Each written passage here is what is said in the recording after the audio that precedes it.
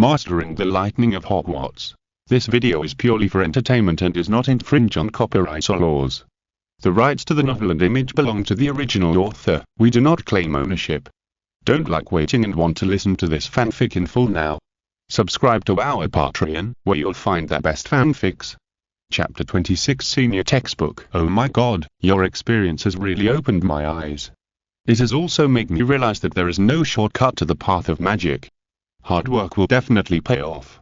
Professor Flitwick was so excited that he almost jumped up. After listening to Anduin's experience, he became more determined to study magic. I agree with this view, Professor Flitwick. In fact, I am not satisfied with myself now. I sincerely hope to get more guidance from you. I have almost mastered the content of the first year of study. I also hope to go further. Anduin saw that the professor was so excited, so he took this opportunity to get some small benefits. Well, indeed, I won't say anything to tell you not to be too ambitious.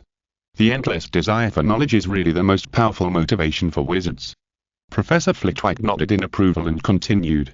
If you want to learn some advanced spells, you can go to the advanced spells classroom. There are many old books left by senior students in the bookcases there. I will write a list of books suitable for you. You can borrow them from the library. If you have any questions while learning spells, you can come to me and I will answer them for you personally. Professor Flitwick thought for a moment and then continued. I would like to invite you to join my spells club. Although I have never invited first-year students to join, you can audit the class first, but I believe you should be able to keep up. You should know that Lily performed very well in my spells club. Flitwick was not sure if he was too excited. He almost wanted to train Anduin as a student of his own academy. Thank you very much, Professor Flitwick. Thank you for your recognition and appreciation of me. Anduin was very moved and bowed slightly to the professor, thanking him sincerely.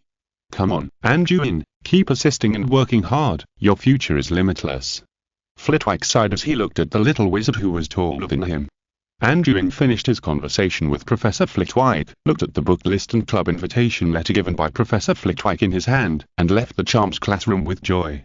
It was unimaginable to have such a harvest on the first day of school. First, follow Professor Flitwick's instructions and go to the senior classrooms to search for some senior textbooks. After all, you have to eat one bite at a time and you can't be too eager for quick success. After Anduin made a plan, he went to the auditorium, had some lunch casually, and then began to wander around the senior classrooms. Aldo! Anduin cast the unlocking spell at a 5th grade charms classroom. He had searched in classrooms of multiple grades and gained a lot. There were some old textbooks in the lockers of each classroom. Some of them were incomplete, and Anduin could even see textbooks that were burned to half of the inside. After giving priority to some roughly complete books, Anduin would roughly read through the contents. Some textbooks have a few pages missing. Anduin estimated that some naughty little wizards might have torn them off to fold airplanes for fun. The complete textbooks are not the same. Some books have dense notes. Anduin found that many of the contents are quite insightful, which is undoubtedly more valuable than blank textbooks. Anduin searched carefully in the remaining 6th grade classrooms and found 7 very valuable textbooks. Why 7? That's because there are very rich notes in 2 of the 6th grade textbooks. The contents are different, but in Anduin's opinion, they are all very valuable. He even found Lily Evans's spell textbook in the 5th grade classroom, which records a lot of Lily's understanding of spells.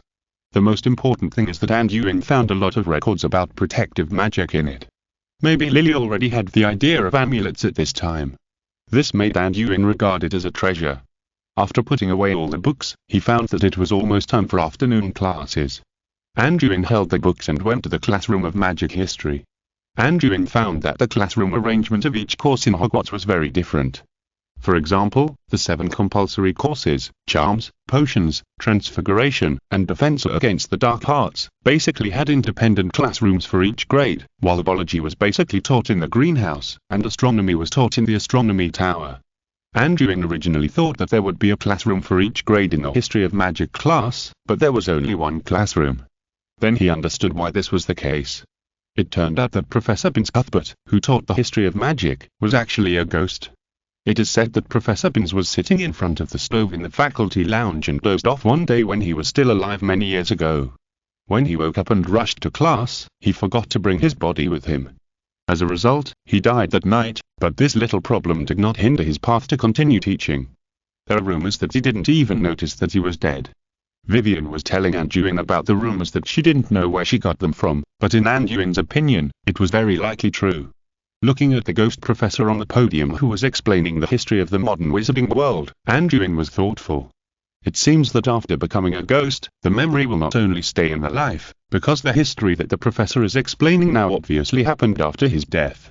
However, Anduin's interest in this course may only stop there, because Professor Binz's class is so boring that all the young wizards in the audience are almost drowsy, but Vivian is very energetic and listens carefully.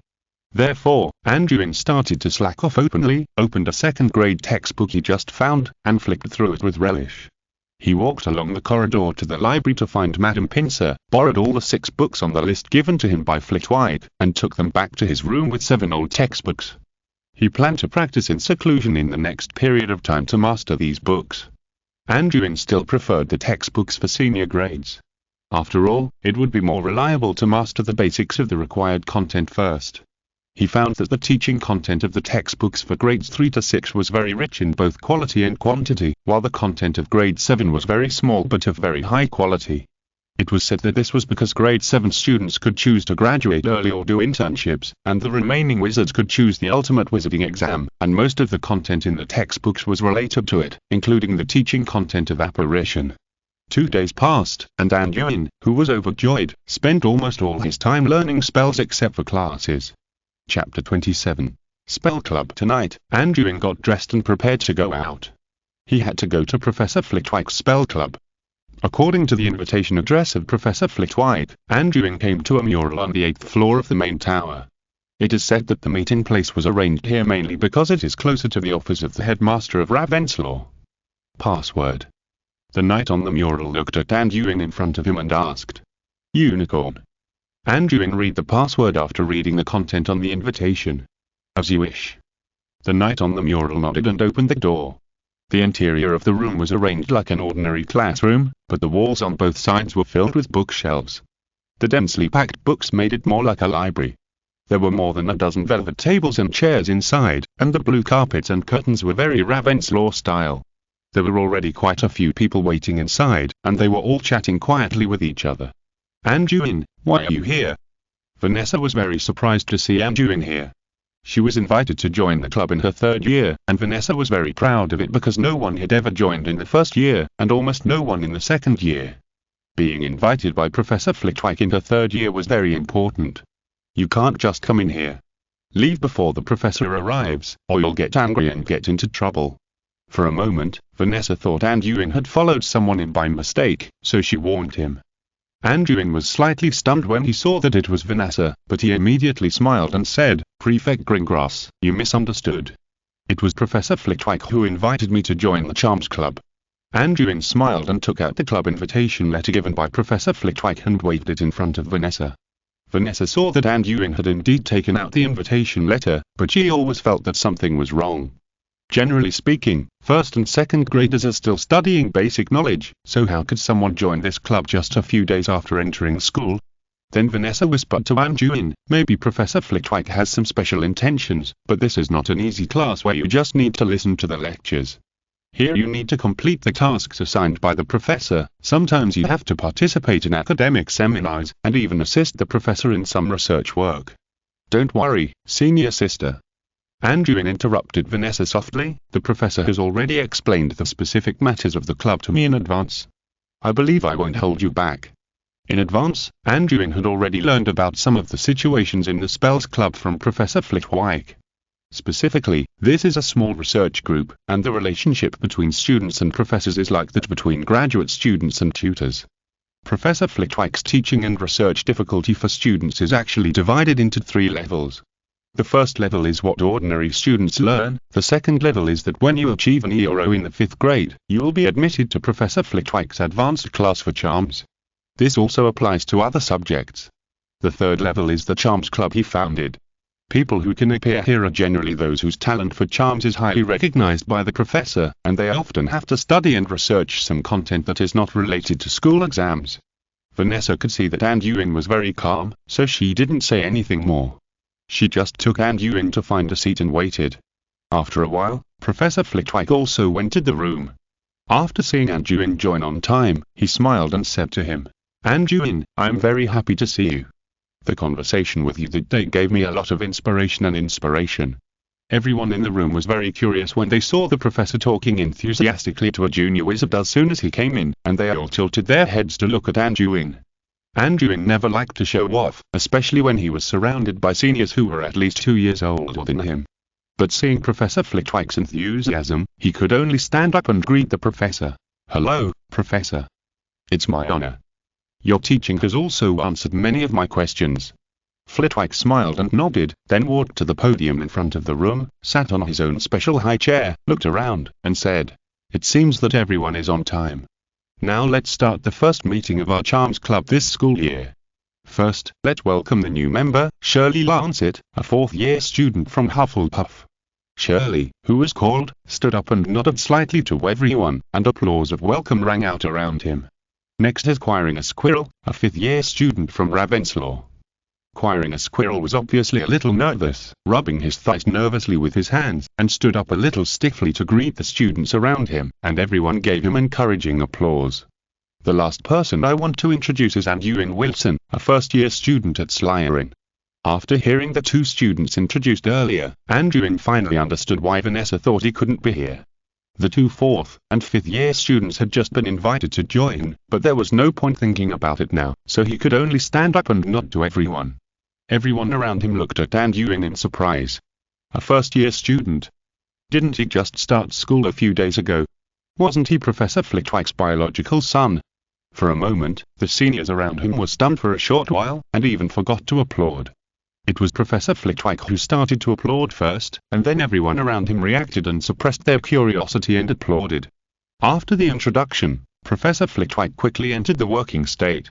Without explaining anything to everyone, he cleared his throat and said to everyone, "Today is the first gathering of this school year.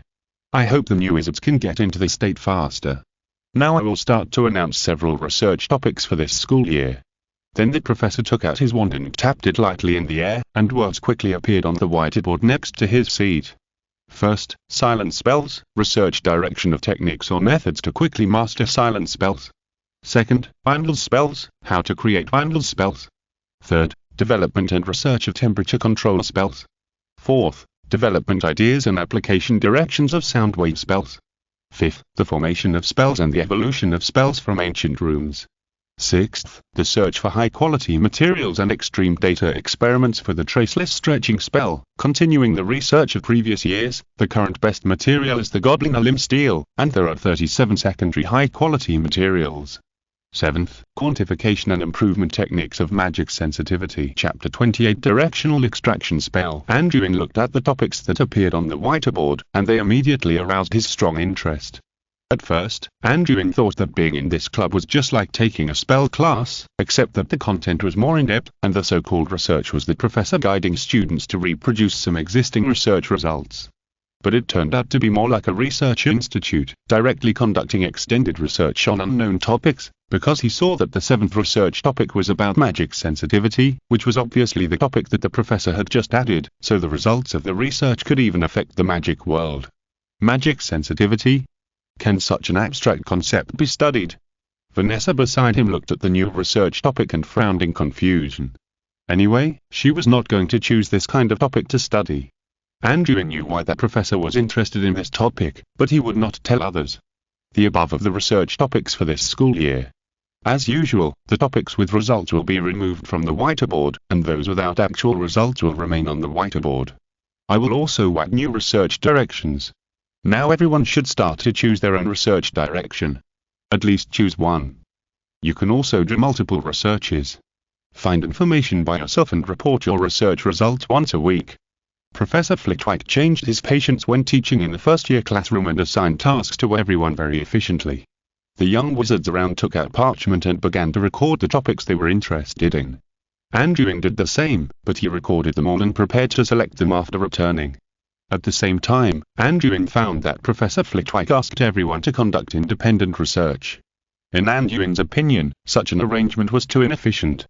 If it were him, he would divide the research groups according to the research topics, and it would be much faster to break through the research topics as a group. But as a first-year student who is not familiar with the environment, he would not speak nonsense here. Okay, I think everyone has taken notes.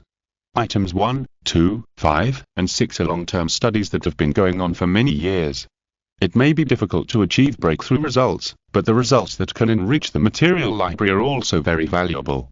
Items 3, 4, and 7 are new topics added this year, especially item 7, which is the inspiration I got recently. I hope everyone can achieve breakthrough achievements in related directions. Professor Flitwick glanced at Anduin intentionally or unintentionally while speaking, and then continued. That's all for this year's topic selection. Next, let's congratulate Vanessa Greengrass for successfully publishing an article in the journal Century of Spells. As far as I know, her article has been praised by many scholars.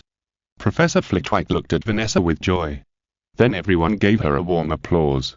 Century of Magic is the most famous academic journal in the wizarding world.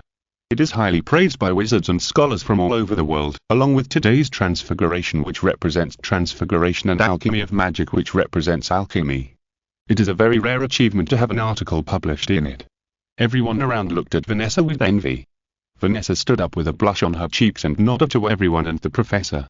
Anduin didn't expect that his senior sister was actually an academic expert. At the same time, he also heard about the academic journal Century of Magic for the first time, and wondered if he should subscribe to some. Okay, let's study together the paper multifunctional application of the extraction spell. In the paper, Vanessa describes the combination of the extraction spell with alchemical props cast with the traceless extension spell, which can achieve large-scale engineering operations. At the same time, there are techniques for accurately using the extraction spell on targeted objects, such as independently extracting moisture from the air, which can even affect the weather in large-scale casting. Then Professor Flitwick pulled down a screen similar to a slide projection screen behind him, projected the content of the paper on it with magic, and analyzed the spell casting techniques and application prospects in detail with everyone, and asked Vanessa to assist in the explanation. Vanessa stood at the front desk as if she was participating in a paper defense, and told everyone the original intention of studying the extraction spell and what difficulties had arisen during the research process, and demonstrated the corresponding casting techniques to everyone. Professor Flitwick first cast a spell in the middle of the classroom, releasing a cloud of white smoke, and then used his wand to count the ink bottle, using the ink to create a dark fog, mixing the two clouds of fog together. In order to increase the difficulty, he kept stirring the large cloud of fog, making it difficult to distinguish one from the other. At this time, Vanessa stepped forward and cast a spell of extraction in the middle of the fog through exquisite spells. After a while, the fog changed. The fog, which was originally dyed like black, gradually faded, and soon it completely turned into the original white fog. At the front of Vanessa's wand, a cloud of black ink floated, which was obviously the ink that had been extracted from the fog. Vanessa completed this operation with a hint of shyness and a bit of pride, and the people around her once again gave Vanessa warm applause. Anduin saw this excellent spell casting and also applauded Vanessa. He didn't expect that senior sister Vanessa actually had such excellent spell casting skills.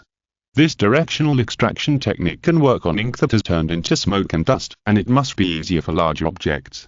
What an excellent performance, great, senior sister. Anduin looked at Vanessa, who was walking down, and gave her heartfelt congratulations. And Vanessa also said with a little pride, "Thank you, Anduin, study hard here, I believe one day you can catch up with me." Anduin smiled without comment. It is undeniable that this spell casting technique is indeed very valuable and promising. At the moment, Anduin thought of several applications. It is as simple as a water pump, which can be used for engineering operations. It can also be used in medicine and surgery, such as extracting foreign objects from the body. And the same is true for combat. If the opponent's blood and bones can be extracted in combat, it would be too fierce. The next is free study time. Anduin stared at the screen carefully, learning the extraction spell and the directional extraction technique developed by Vanessa. However, he soon denied his previous use in battle, because after research, he found that the extraction spell is more practical for static objects and non-living things. If you cast a spell on a living being like a human, you must basically lose the ability to move before you can cast the spell successfully. Otherwise, the opponent will be interrupted as long as he moves a little. Please recommend and collect. Thank you everyone. Chapter 29. Potions class. Unfortunately, it seems that the idea of extracting the flesh and blood of the enemy is a bit naive. However, Anduin had a new idea after a while.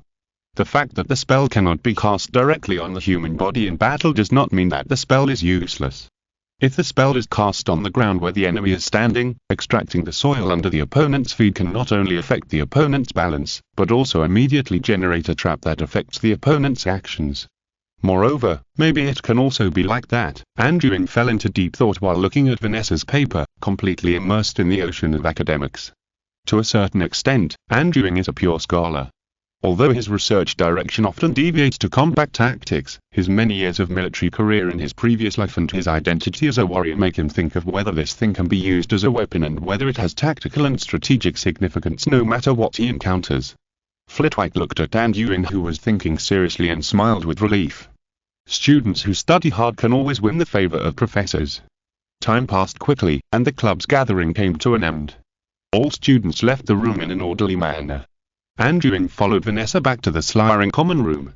The curfew for senior students could be extended to 9 p.m., but junior wizards like Anduin were not allowed to wander around the castle before 8 p.m., so Vanessa kindly took him along to avoid being caught by Filch.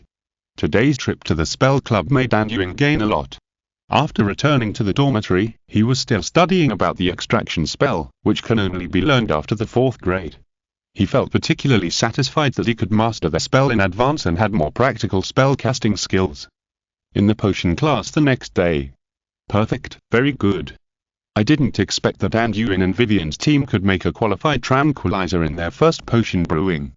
Horace Slughorn, the professor of potion science, looked at the potion brewed by Anduin's team and praised it generously, especially the other students' cauldrons were either emitting unpleasant black smoke or even burned. Vivian, who was standing next to him, could only smile awkwardly when she heard the professor's praise, because she was almost watching the brewing of the potion from the side. During the whole process, Vivian's role was to pass things. For example, if Anduin shouted sunlight orchid powder, then Vivian would be responsible for passing it to him. Once, Vivian even passed the wrong materials. If Anduin hadn't checked it again after receiving the materials, then this potion would have been messed up by her, the strong onlooker. Anduin still accepted Professor Slughorn's praise with a calm expression, and nodded slightly to express his gratitude to the professor. Brewing potions, which requires standardized processes and techniques, is very simple for Anduin. All the processes and material standards are clearly marked on the recipe, so all he needs to do is follow the recipe. He also discovered that brewing potions is actually no different from cooking.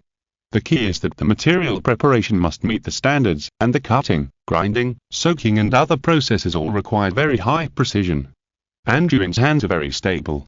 During the potion-making process, he is like a humanoid machine, able to cut out materials that completely meet the standard size, put the materials in at the specified time, stir at the specified time, and maintain different heats at different time periods, and everything just happens. Brewing potions is actually similar to making soup. Anduin thought silently. The difficulty lies in the materials. The same materials have different qualities, just like the same raisins, but some are very dry and some still retain a lot of moisture. These are actually the key factors that really determine the quality of the finished product.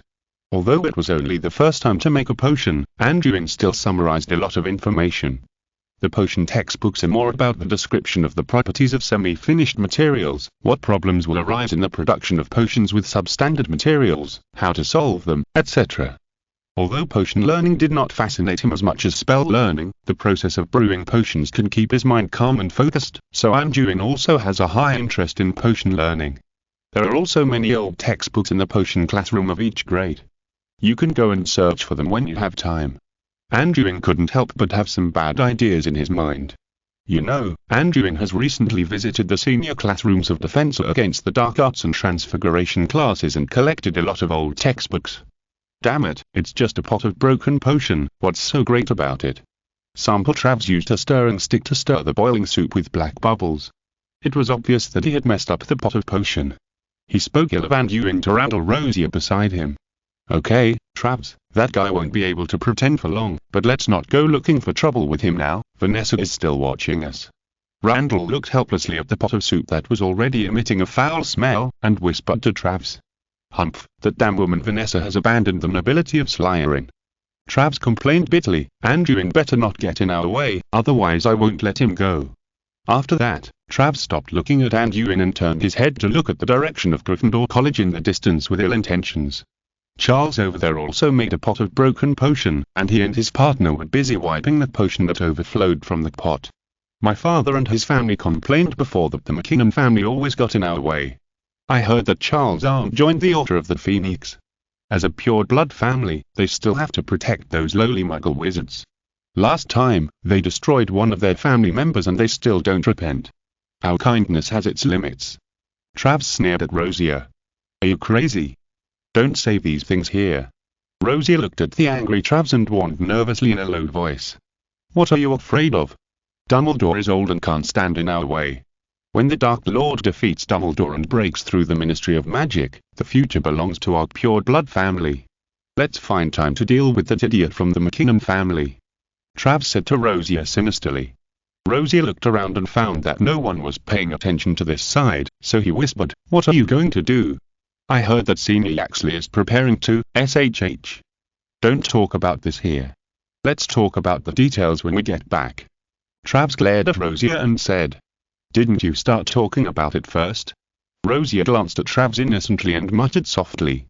Chapter 30 Planning. On Anduin's side, Professor Slughorn prepared several glass potion bottles for Anduin, allowed him to take his finished product away, and encouraged him again, giving Slytherin 10 points of house points. After all, they were students of his own house, and the professor would be partial to them. After class, Anduin carried 5 bottles of sedatives and took out 2 bottles to share with Vivian. After all, they were potions that they had made together. Don't, Anduin, these potions are all your credit. I feel like I didn't help at all. Vivian refused Anduin, she was embarrassed to accept it. Then take 1 bottle. After all, you were my partner, and in today's potion class, I made you have no chance to make the medicine yourself. Anduin forcefully stuffed a bottle of potion into Vivian's hands, and found a random reason to comfort her. Ha, you're really good at talking.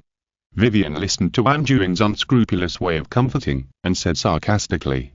By the way, it's almost the weekend, can you lend me a mahjong set to play? I have a few friends on the girls' side, I want to play on the weekend. Vivian rubbed her right fingers on her hand, made a gesture of picking up cards, and looked at Anduin with a smile. This guy, why doesn't he learn the good things, but learns the bad things so quickly? Anduin glanced at Vivian speechlessly. He has been staying in his room all day recently, studying those spells. Except for classes and meals, he has hardly seen Vivian. After returning to the common room, Anduin took out the box of mahjong tiles that he hadn't touched for a long time, handed it to Vivian, and then went back to the room to start his spell business. Anduin summarized the courses in the first week of school. The professor of the Defense Against the Dark Arts class was a professor with no sense of presence. He was old and looked like a withered skeleton. He basically read from the textbook during class, which was very boring and had basically no practical content. It was said that the Defense Against the Dark Arts class at Hogwarts was cursed by Voldemort, and no professor could teach for a full year. Anduin was very worried when he took this class, fearing that the professor would die someday. Anduin was able to keep up with the progress of the Transfiguration course. He found that his talent for Transfiguration was quite good. In the first class, Professor McGonagall asked them to turn a match into a needle. Anduin completed it perfectly after more than half an hour of trying. For this, Professor McGonagall gave Slytherin 5 points. Although Anduin was also very interested in Transfiguration, he still put the practice of Transfiguration on the back burner.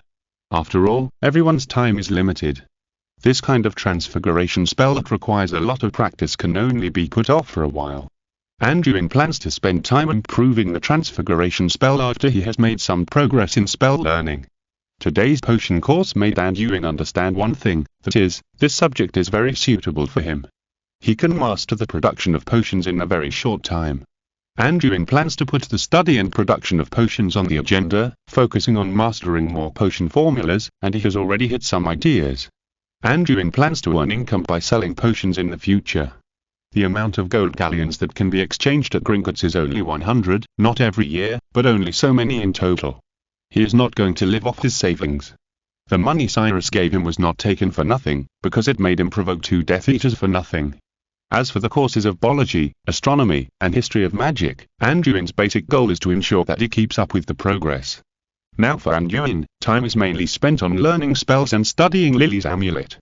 For this reason, he also distinguished the priorities and made detailed plans. First, he learned new spells from the old textbooks that Anduin found in the spell classroom and the defense against the dark arts classroom. At present, Anduin is still at this stage. The goal is to learn all the mainstream spells from grades 1 to 7, with the premise of being able to cast spells completely. He does not require many uses, but mainly learns them first.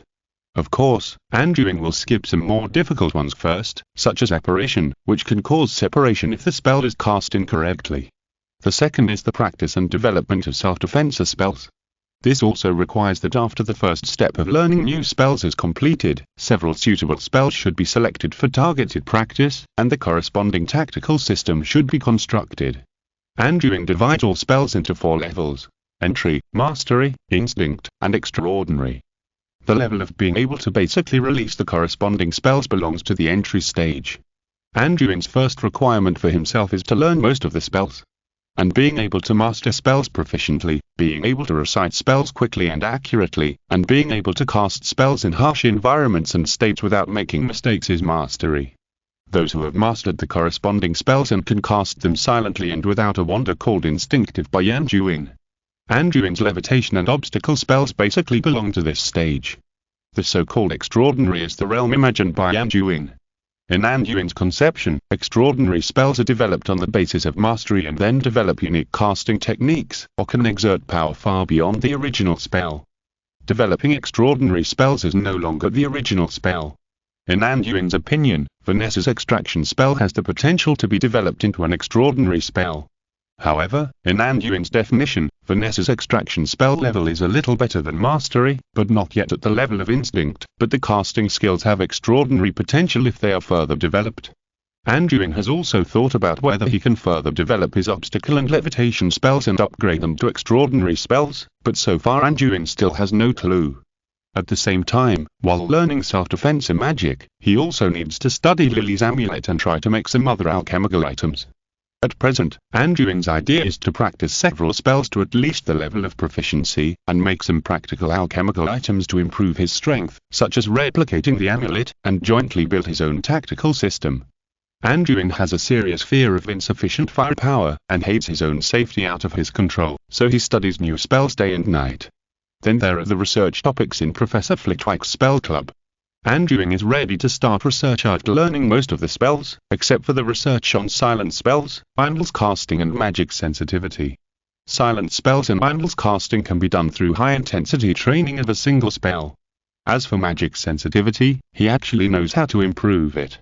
Anduin concluded that there are 3 main factors related to magic and spells, namely magic reserves, magic strength and magic sensitivity. If you're listening to this novel on a channel other than Fanfic World, it means they downloaded and uploaded it without effort.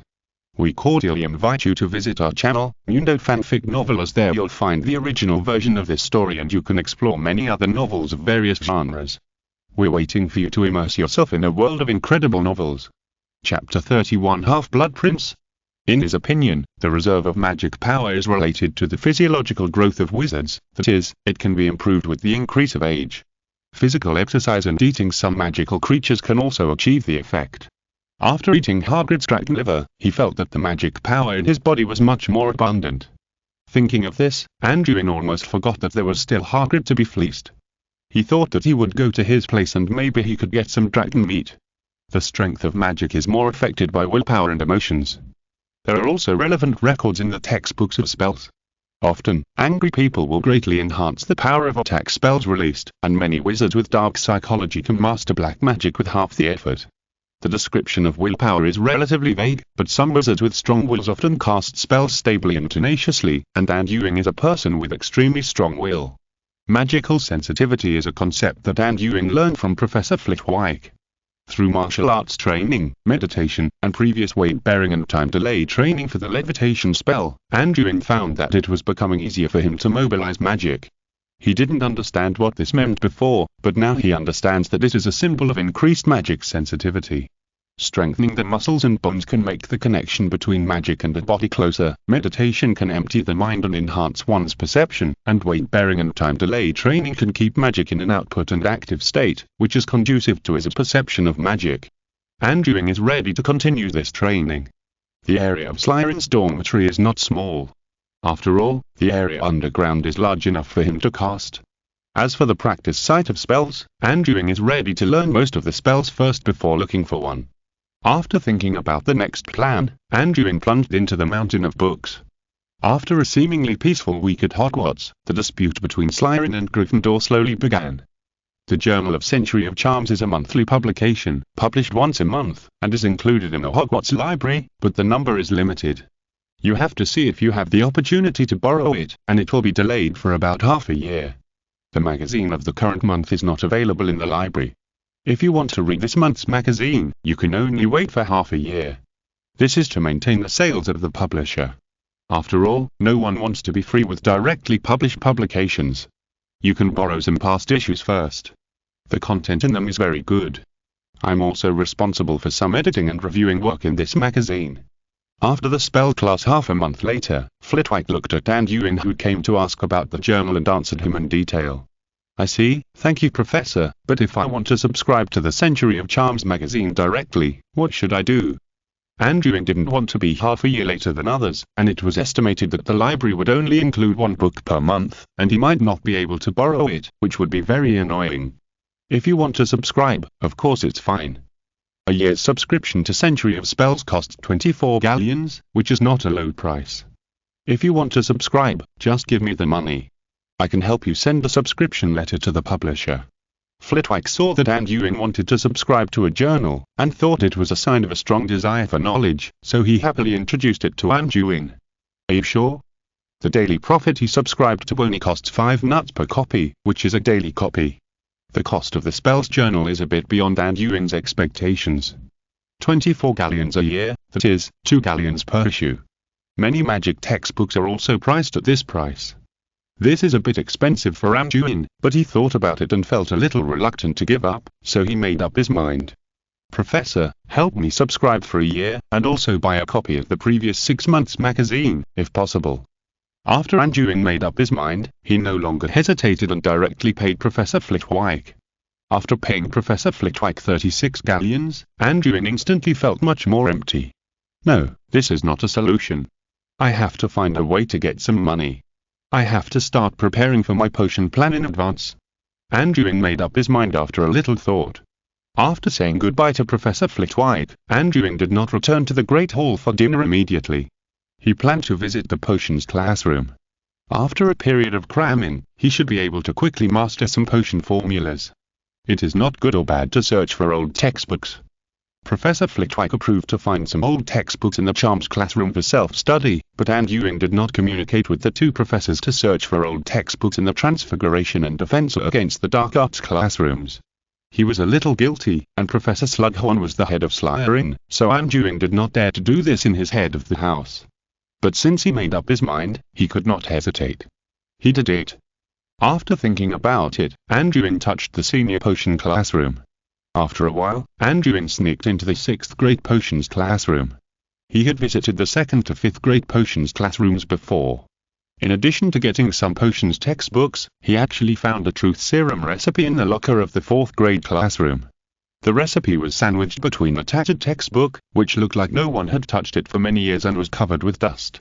Anduin took it without hesitation. Anduin used the unlocking spell to open the locker door with familiarity. There were several old 6th grade textbooks inside. The textbooks of Hogwarts have not changed for many years, so the textbooks Anduin saw were all advanced potions making written by Labasso Pollock. Seeing this, Anduin did not say anything more and began to flip through the books one by one. When he opened an old textbook with a slightly worn surface, he found that it was filled with dense notes. Anduin had only seen such a densely written textbook in Lily's 5th grade spells textbook. Seeing this, Anduin could not help but feel happy. It seemed that he had found a good product. Every time he searched for old textbooks, it was like a lottery. The same textbook had completely different values. After roughly flipping through it, Anduin was sure that this textbook was of extraordinary value. Anduin returned to the first page to see who the book belonged to so that he could thank him later. Half-Blood Prince? Anduin felt that the owner of this book was really arrogant. He actually called himself a prince. This reminded Anduin of the previous life when QQ was first released. Many people named themselves Prince so-and-so and Boy so-and-so. He thought about the past with a teasing mind, and quickly put away the potion textbook of this pretentious prince and left the potion classroom. Chapter 32 The beginning of conflict. After searching through all the 7th grade potion textbooks, Anduin walked back happily. It is estimated that the basic spells and defense against the dark arts spells for grades 1 to 7 will be all available in about a week. At the time, after selecting and practicing self-defense spells, he will start learning potions, so that he can put the potion business on the agenda earlier. Anduin went to the hall again. When he passed a classroom on the 3rd floor, he suddenly heard a rustling sound. His sensitive senses told him that there were people in the surrounding classrooms. Is there someone searching the classroom like me? No, this is the 1st grade defense against the dark arts classroom. Anduin couldn't bear the curiosity in his heart, so he cast a whispering spell on himself and slowly walked towards the door of the classroom. The door of the classroom was locked. If he opened it directly, it would definitely alert the enemy. His purpose was just to know who was inside, but he didn't want to cause trouble. But this was not difficult for Anduin. Anduin raised his wand and pointed it at his ears, casting an amplification spell. This was something Anduin had learned at the last spell club gathering.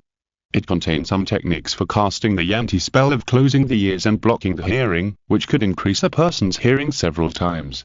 It was discovered by Ravenslaw's senior Quirrell, whose research topic was related to the sonic spell. After casting the spell, Anduin suddenly felt that the surroundings were noisy. This was also one of the side effects of this spell casting technique. If someone yelled at him after casting the spell, he would probably faint on the spot. Anduin had acted for a few seconds and put his ear against the classroom door, and the intermittent voices inside came out. Tomorrow night, Charles, you guys, ha ha ha, idiot, give him a hard time. The voices of the people in the classroom were not very loud, and there were other ambient sounds around, causing Anduin to hear intermittently. Anduin lifted the spell immediately after listening for a while. This spell technique was still very immature, and he felt dizzy after 2 minutes. However, Anduin half listened and half guessed, and roughly understood the situation in the room. There were about 5 or 6 people in the room. Anduin heard a familiar voice, that was Trav's voice, but the others sounded unfamiliar, not like students of the same grade. The people inside seemed to be discussing something, preparing to do something to Charles or Gryffindor tomorrow night. A group of people from different grades would not gather together to plot just to deal with a junior student. Is the small war inside Hogwarts about to start? Is Slytherin going to take the first step? The headmaster has basically not been in school recently. It seems that they are going to take the opportunity to make a fuss.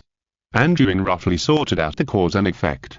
But this is none of his business, and he has no ability to intervene in the conflict between the colleges now, but they mentioned Charles. As his friend, Anduin is going to remind him if he has the chance. After thinking about it, Anduin did not stay any longer and hurried to the auditorium. Arriving at the Great Hall, dinner had already started. Anduin sat at the Slytherin table and looked around. He found that several active members of the pure blood families were not at the Slytherin table. He also understood what was going on. He turned around and looked at the Gryffindor table. Charles was happily playing with his classmates. Seeing this, Anduin nodded silently and had a plan in mind. Then he buried his head and quickly ate some food. The taste was average and very greasy, but Anduin still filled himself up in no time.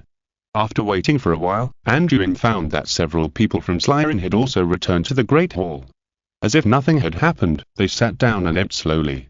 After a while, Anduin found that Charles and several classmates seemed to have finished their meals and began to pack up and prepare to go out. At this time, Anduin took the lead in packing up his things and walked out of the Great Hall, and waited at the corner next to the door. Sure enough, Charles and his group also left the Great Hall. Charles. Anduin called Charles softly, and when he found that Charles turned his head to look at him, he waved to Charles softly. Charles didn't understand, but when he saw that it was Anduin, he said hello to the people around him, asked them to go first, and then walked towards Anduin. Anduin saw Charles approaching, grabbed his arm, and pulled him to a corner next to him. What's wrong, Anduin? Why do you seem so mysterious? Charles looked at Anduin pulling him to a corner and asked in confusion. I have something to ask you. I want to ask you, do you have anything to do tomorrow night? Anduin glanced at Charles and asked him softly. Charles' heart skipped a beat when he heard Anduin's words, and he felt that something was wrong. There was indeed something tomorrow night, but how did Anduin know? Although the two had basically not communicated since Anduin came to Slytherin, Charles instinctively believed Anduin. After thinking about it, Charles said to Anduin, "Yes, tomorrow night is the birthday of one of our prefects. We will go to the astronomy tower for an adventure tonight and celebrate his birthday." When Anduin heard this, he thought to himself that it was indeed the case. It seemed that they were preparing to take action against Gryffindor. "Listen to me, you may be in danger tomorrow night. If possible, I suggest you not to get involved, or remind the people in your college to cancel the action." Anduin said to Charles quickly without saying anything. "What do you mean?" Charles' eyes widened and he looked at Anduin, and Anduin on the opposite side nodded at him. "Don't tell others that you know it from me. Be careful." After Anduin finished speaking, he didn't care whether Charles believed it or not, and left. Charles was an acquaintance who he had a good impression of, so reminding him once was already a kindness. If the other party didn't believe it, it had nothing to do with him. Moreover, this was Hogwarts, and Anduin really didn't believe that anyone would die. If the Gryffindor guys were going to rush in, it would be their own fault if they were hurt. Charles, who stayed where he was, thought about it and thought that Anduin would not lie to him, so he walked out thoughtfully. On the other side, Anduin did not bother about the trivial matters in the academy anymore. After the afternoon magic history class, he went straight back to his room. Looking through today's Daily Prophet, he could get a little understanding of that current situation in the magic world. It seems that the newly appointed Minister Millicent Barnard is very determined. Anduin saw in today's newspaper that Barnard made a public speech, announcing that he would resolutely fight against the Dark Lord and the Death Eaters, and authorize the Aurors to use the unforgivable curse against the Death Eaters. Chapter 33 Letter. The conflict between the Ministry of Magic and the Death Eaters was bound to escalate. Anduin closed the newspaper and thought with his head down. But those have nothing to do with me for the time being. If I don't have the strength to guarantee it, I can only be bullied by others. After thinking for a while, Anduin put down the newspaper and prepared to continue his spell research. But before that, Anduin had one thing to do, which was to reply to Lily and Cyrus. In fact, Anduin had received the letters from the two several days ago, but at the time Anduin was a little crazy from practicing spells and didn't have time to reply. He was the first to open Cyrus's reply, and saw that it read, "Ha ha ha, Anduin boy, you were sorted into Slytherin, you are so unlucky. If I remember correctly, you're a muggle wizard. Those pure-blooded bad guys in Slytherin will eat you alive. I used to play tricks on those bastards in Slytherin when I was in Hogwarts. You better be careful, don't get knocked unconscious by an evil curse from nowhere while walking on the road, and find yourself lying naked at the door of the women's toilet when you wake up. If you want me to give you advice, I can only suggest that you stand up quickly. Slytherins are a bunch of bullies who only care about the strong and the weak. If you scare them away, no one will dare to mess with you. The professors in the school can't keep an eye on you all the time.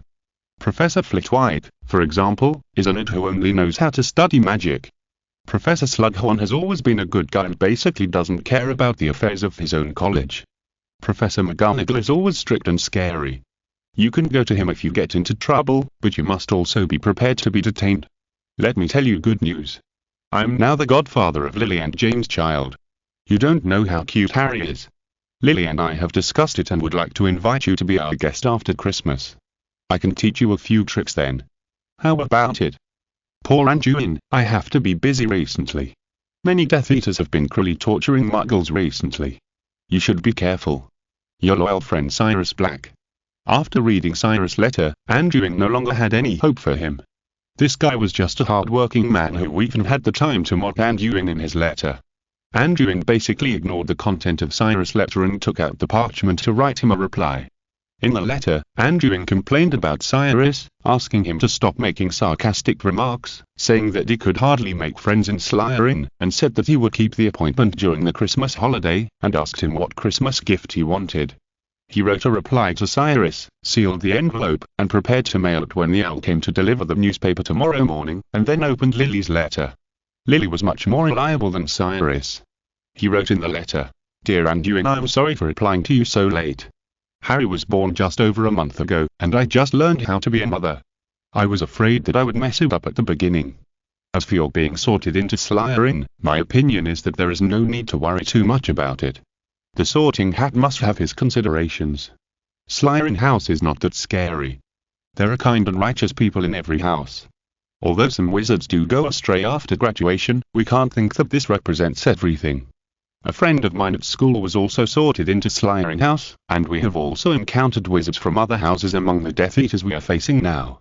Anduin, you and I are a lot like us. We are both wizards of Muggle origin. But you are different from me. You have lived alone since childhood, and you are stronger than me. I believe you can overcome the difficulties. I hope you don't get lost and stay firm in your beliefs. I recently received a letter from Professor Flitwick, telling me that you were invited to join the Charms Club. That's great. I remember that I was invited to join the Charms Club in my 3rd year. I had a very fulfilling time there. It was also in the Charms Club that I studied and researched some special protective magic in depth. I remember that I still have a lot of research materials on protective magic in the club. I hid them on the bookshelf behind that podium. One of the books on the bottom shelf is Magical Defense: A Theory by Wilbert Slimker. If you're interested, you can find it and have a look. When Harry was 1 month old, James and I invited Cyrus to be his godfather. He looked very happy. We are going to hold a small party after Christmas. Cyrus suggested that we invite you. If you can come, James and I will be very happy. Best wishes, your loyal friend Lily Potter. Anduin was very moved after reading Lily's letter. He had no ties to her and had no relationship with her, but Lily still conveyed her kindness to him without reservation. Anduin then began to write a reply to Lily. In the letter, Anduin expressed his gratitude to Lily and was very happy to be invited to their dinner. He would definitely go on time, and sincerely wished the Potters and their child Harry, and reminded Lily to take care of her safety, even at home. After writing the reply, Anduin also put the letter away and prepared to mail it tomorrow. Then Anduin continued to study spells. The next day, after sending the letter, Anduin did not care about the affairs of Slytherin and Gryffindor, nor did he go to Charles again. Today he was going to visit Hagrid. Anduin had not visited Hagrid since he entered school. After all, they had eaten dragon liver together in the leaky cauldron. Therefore, after finishing a day's class, Anduin took a few cans of seasoning from the room and packed them up and walked towards Hagrid's hut. When Anduin enrolled, he asked Hagrid where he lived. His hut was not very close to the Hogwarts castle. After crossing the clock square and crossing a long and straight covered bridge, Anduin came to a pile of stones. Here, to the right was the school's owl shed, and to the left along the road, he could find Hagrid's hut. After identifying the road, Anduin walked towards Hagrid's hut. On the way, there were still a few students dating and playing. The closer he walked to the hut, the fewer people there were. Finally, Anduin saw a hut that looked a little shabby in front of him from a distance, and some vegetables and fruits growing well around it. Chapter 34. Tebow walk pork chops. Maybe I should transplant the onions I planted. My onions never see the sun underground, and they have been wilting recently. Anduin felt relieved when he saw the vegetable garden. He walked faster and faster, and soon approached the hut. Hagrid! Hagrid! Are you there? Anduin shouted into the house. The door of the hut was opened with a creak. Hagrid lowered his head and walked out. When he saw that it was Anduin, he greeted him warmly. Anduin, I haven't seen you for a while. Come on in. Hagrid warmly welcomed Anduin into the hut. Only then did Anduin have the opportunity to take a peek at the whole picture at Hagrid's house. There was only one room in Hagrid's hut, and ham, sausages, and pheasants were hung on the ceiling. There was a fireplace inside, and a huge wooden table and wooden chairs were placed in front of the fire. There was also a big bed in the corner of the room, with a quilt made of rags on it. On the wall next to it were coats, as well as many tools such as hammers and axes. Next to the only sofa was a big crossbow and a pink umbrella. Hagrid, your place is small, but it has everything. Anduin was in a good mood today, especially when he saw the vegetable garden next to Hagrid's hut. What's so great about my broken place? If you ask me, how come you have time to come here today? Hagrid scratched his head shyly and quickly asked Anduin to sit down. I wanted to see you a long time ago. I just enrolled some time ago, and there are many places in Hogwarts that I need to slowly get familiar with. It just so happens that I'm in a good mood today, so I thought of coming to see you. Anduin smiled and put a large bag of seasoning in his hand on the table, climbed onto the big wooden chair in the room and said, You are very welcome, Anduin. I didn't have time to congratulate you on your admission. Hagrid smiled at Anduin. Only then did Hagrid have time to observe Anduin seriously. Then he noticed that Anduin was wearing Slytherin's uniform and said in surprise, "Oh my god, Anduin, how did you get into Slytherin? I didn't even notice it." Yeah, I didn't expect that either. I was also surprised when the sorting hat sorted me. When Anduin heard this question, he always thought of that annoying hat. But I remember you told me that you were not a muggle. There seem to be very few muggle wizards joining Slytherin. Hagrid still said with an exaggerated expression. Yes, I have always been very curious about my choice of sorting house, Hagrid, I will only tell you. Anduin liked this simple big man very much, so he was ready to tell him what he had been guessing all along, and then said mysteriously, "HMMMM." Hagrid lowered his head and stared at Anduin with wide eyes. "You know that the sorting hat has always arranged which house you are assigned to. I have some doubts that it is the hat that is playing tricks. When I put on the hat, I clearly heard him say that almost every house is suitable for me. As a result, after I quarreled with him for a few words, the hat sorted me into Slytherin. He must have seen that I am a muggle born. I think he must be holding a grudge against me." Anduin told Hagrid about his speculations all along. For Anduin, it is the behavior of the weak to deny the result to defend himself. Therefore, Anduin has never shown in front of others that he is dissatisfied with being assigned to Slytherin. In fact, Anduin has accepted this result now, but Hagrid has a childlike heart that Anduin rarely sees, so it is rare for him to complain a little in front of him. Oh my god, how could this be? But it is said that the sorting hat has never made a mistake. Did you do something to make the sorting hat particularly angry? Hagrid handed Anduin a cup and said while pouring water for him. Does it count as wanting to take it apart? Anduin complained in his heart. You've entered Slytherin. Have those bad guys from pure blood families bothered you? They're the most annoying. And there are many dark wizards and Death Eaters from Slytherin. You'd better be careful in the future. Hagrid looked at Anduin and continued. Anduin didn't know whether Hagrid wanted him to be careful or to be careful not to become a dark wizard, but he still told Hagrid not to worry. I basically stay at home since I entered the academy. I don't go anywhere except for classes, so don't worry, Hagrid. By the way, let's not talk about that. Look at what I brought you. Anduin didn't continue to chat, but changed the topic to food. Anduin not only liked Hagrid, but also liked the place where Hagrid lived. The surrounding area was open and the scenery was beautiful, which made people feel relaxed and happy. He couldn't help but say a few more words to Hagrid. Here are chili sauce, sesame sauce, bay leaves, soy sauce, sesame. I brought a lot of seasonings. I eat in the school hall, and I'm tired of the food there. I saw that you planted a lot of vegetables outside your house. How about I cook a few dishes for you to try? Anduin was so excited about eating that he became more energetic and talked to Hagrid with great interest. Hagrid knew Anduin's cooking skills. He had tasted Anduin's stir-fried dragon liver before. It tasted the most delicious taste he had ever tasted. Because of this, Hagrid was particularly impressed by Anduin and looked at him differently. That's great. I have a lot of good things recently. You came just in time. Hagrid was also very excited when he heard Anduin talking about food, and immediately introduced him to the collection of thyme. Look, this is what Professor Kettleburn gave me a few days ago. It's a pork chop and a large piece of pork leg from a warthog.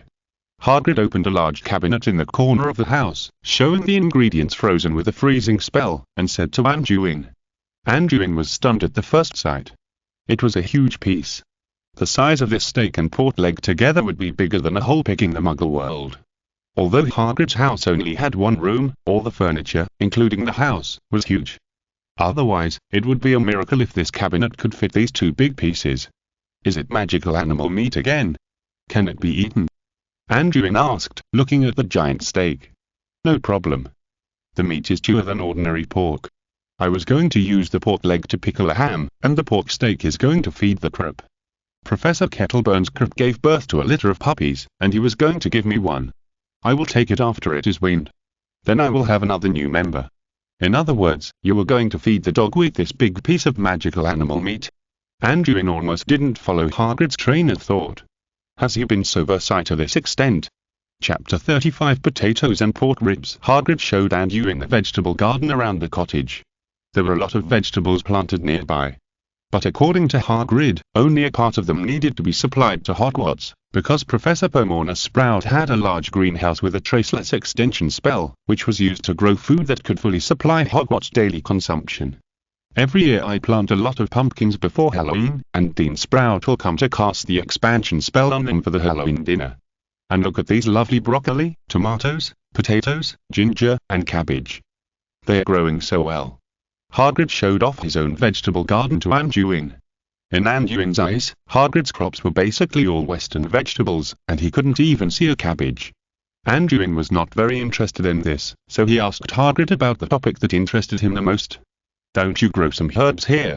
Anduin actually had another plan when he came to Hagrid, which was to see if he could get some potion materials here. It would be even better if he had a fixed channel to get herbs. Herbs? Aren't there a lot of them in that greenhouse? You know, many herbs are very dangerous. If they are not grown professionally, they may even endanger life. Hagrid didn't understand why Anduin asked this question, but he still answered honestly. Really? What about the Forbidden Forest? Are there herbs there? Anduin looked up and saw the edge of the Forbidden Forest not far from Hagrid's hut. He asked thoughtfully. There are a lot of herbs in the Forbidden Forest. I saw a lot of mandrake fruits that were about to mature some time ago. However, there are many dangerous creatures in the depths of the Forbidden Forest. Hogwarts also raises several magical creatures in it, such as the Hippogriff colony. It is very dangerous to approach casually. Hagrid saw that Anduin was interested in the Forbidden Forest, so he kindly warned him. I understand, Hagrid. Don't worry. I'm just a little curious. Let's not talk about this anymore. Let's get some tomatoes and ginger, and potatoes. I'll show you my cooking skills. It's been a while since I had a good meal. Anduin was thinking in his mind, ready to go back and study potions, pick some potions with simple ingredients, and see if he can get some ingredients in the Forbidden Forest. Anduin and Hagrid took some vegetables into the house, and Anduin prepared to cook a rib dinner. Fortunately, although the ribs of the warthog are very large, Hagrid's pot is not small either. Anduin touched and pinched the huge ribs, and then nodded. The meat of this magical creature is very tough, but similar to dragon meat, it is not easy to rot, and it is frozen with a freezing spell, and blood can be seen between the bones. It seems that ordinary frying and stir-frying methods cannot be used, and the taste is a big problem. Anduin looked at the ribs and thought. The ribs of this rib were as thick as an ordinary person's arm, which made Anduin think about how to make it delicious. The ribs had 8 long ribs, and Anduin and Hagrid couldn't eat that much in one meal, so Anduin asked Hagrid to help cut off 2 ribs, and repeatedly used the cutting spell to cut the ribs into small pieces. After cleaning, he found a large basin and put it in. Anduin personally mixed a large bowl of mixed seasoning and poured it into the basin to marinate the ribs. After repeatedly marinating, he lit the fire. Hagrid's house had a large pot, like a round tripod without feet. Anduin set up the pot, poured oil and ginger and garlic, and poured the large pot of meat into it. Stir-fry it first, add water after the aroma comes out, and then cover the pot and wait. Hagrid on the side watched Anduin's operation, and he couldn't help but feel a little expectant in his heart, but when Anduin put the meat in and stir-fried, the aroma made him drool uncontrollably. Hagrid was peeling potatoes while expecting, and Anduin had already covered the pot, ran over to help and chapped. Hagrid, can you give me a piece of land next to your vegetable garden? I want to grow something too. Anduin asked Hagrid with a smile. Of course, no problem. I can help you grow anything you want. Come over to my place when you have nothing to do. Hagrid had no reason to refuse, thinking that he would have a treat in the future. A large pot of steak exuded an endless aroma, constantly tempting the 2 people in the house. It had been cooking for more than an hour. Anduin tested the saltiness and saw that the ribs were basically cooked soft, so he added potatoes, onions and other ingredients, added a little water, and continued to cook for nearly half an hour. After a while, the big pot of potatoes and ribs was ready. After opening the lid of the pot, there was a bright sauce rolling inside. Anduin and Hagrid couldn't bear it anymore. Each of them served a large bowl and ate it up. Ah, comfortable. Anduin touched his round belly and sat aside contentedly. He hadn't eaten good food for a while. The food in Hogwarts tasted good, but the dishes were very simple. Only the British could bear to eat it every day. Hagrid on the side was still eating with relish, praising Anduin's cooking skills while eating. Anduin also smiled very contentedly. It was also a kind of happiness to have someone appreciate his cooking skills. While Hagrid was finishing, Anduin borrowed the paper and pen in Hagrid's room and wrote and drew on it. After a while, Hagrid also drank the last bit of soup with satisfaction. The 2 sat at the table and chatted about family matters. Time passed quickly. It took a long time for the two to cook and eat. Anduin saw that it was dark outside and it was close to curfew time, so he prepared to say goodbye to Hagrid. "Hagrid, are you going to Hogsmeade or Diagon soon?" Anduin asked. "I'll go to Hogsmeade to buy some things in a few days, right?" Although Hagrid didn't know why Anduin asked this question, he still replied honestly. "Do me a favor and see if you can help me collect the current selling price of potions and the current purchasing price of herbs. Also, can you help me get this made by the craftsman?" Anduin still didn't forget his potion plan and was ready to see the current potion market. At the same time, he handed Hagrid a piece of parchment, which was the one Anduin had just drawn in the room. There was a big iron pot and a spatula drawn on the paper, and Anduin also marked the size, diameter, thickness and other specifications on it. "What is this?" Hagrid asked after looking at the things on the paper. "This is a kind of kitchenware, used for cooking. With this, I can make some other delicious food here," Anduin explained. Hagrid agreed to help when he heard that.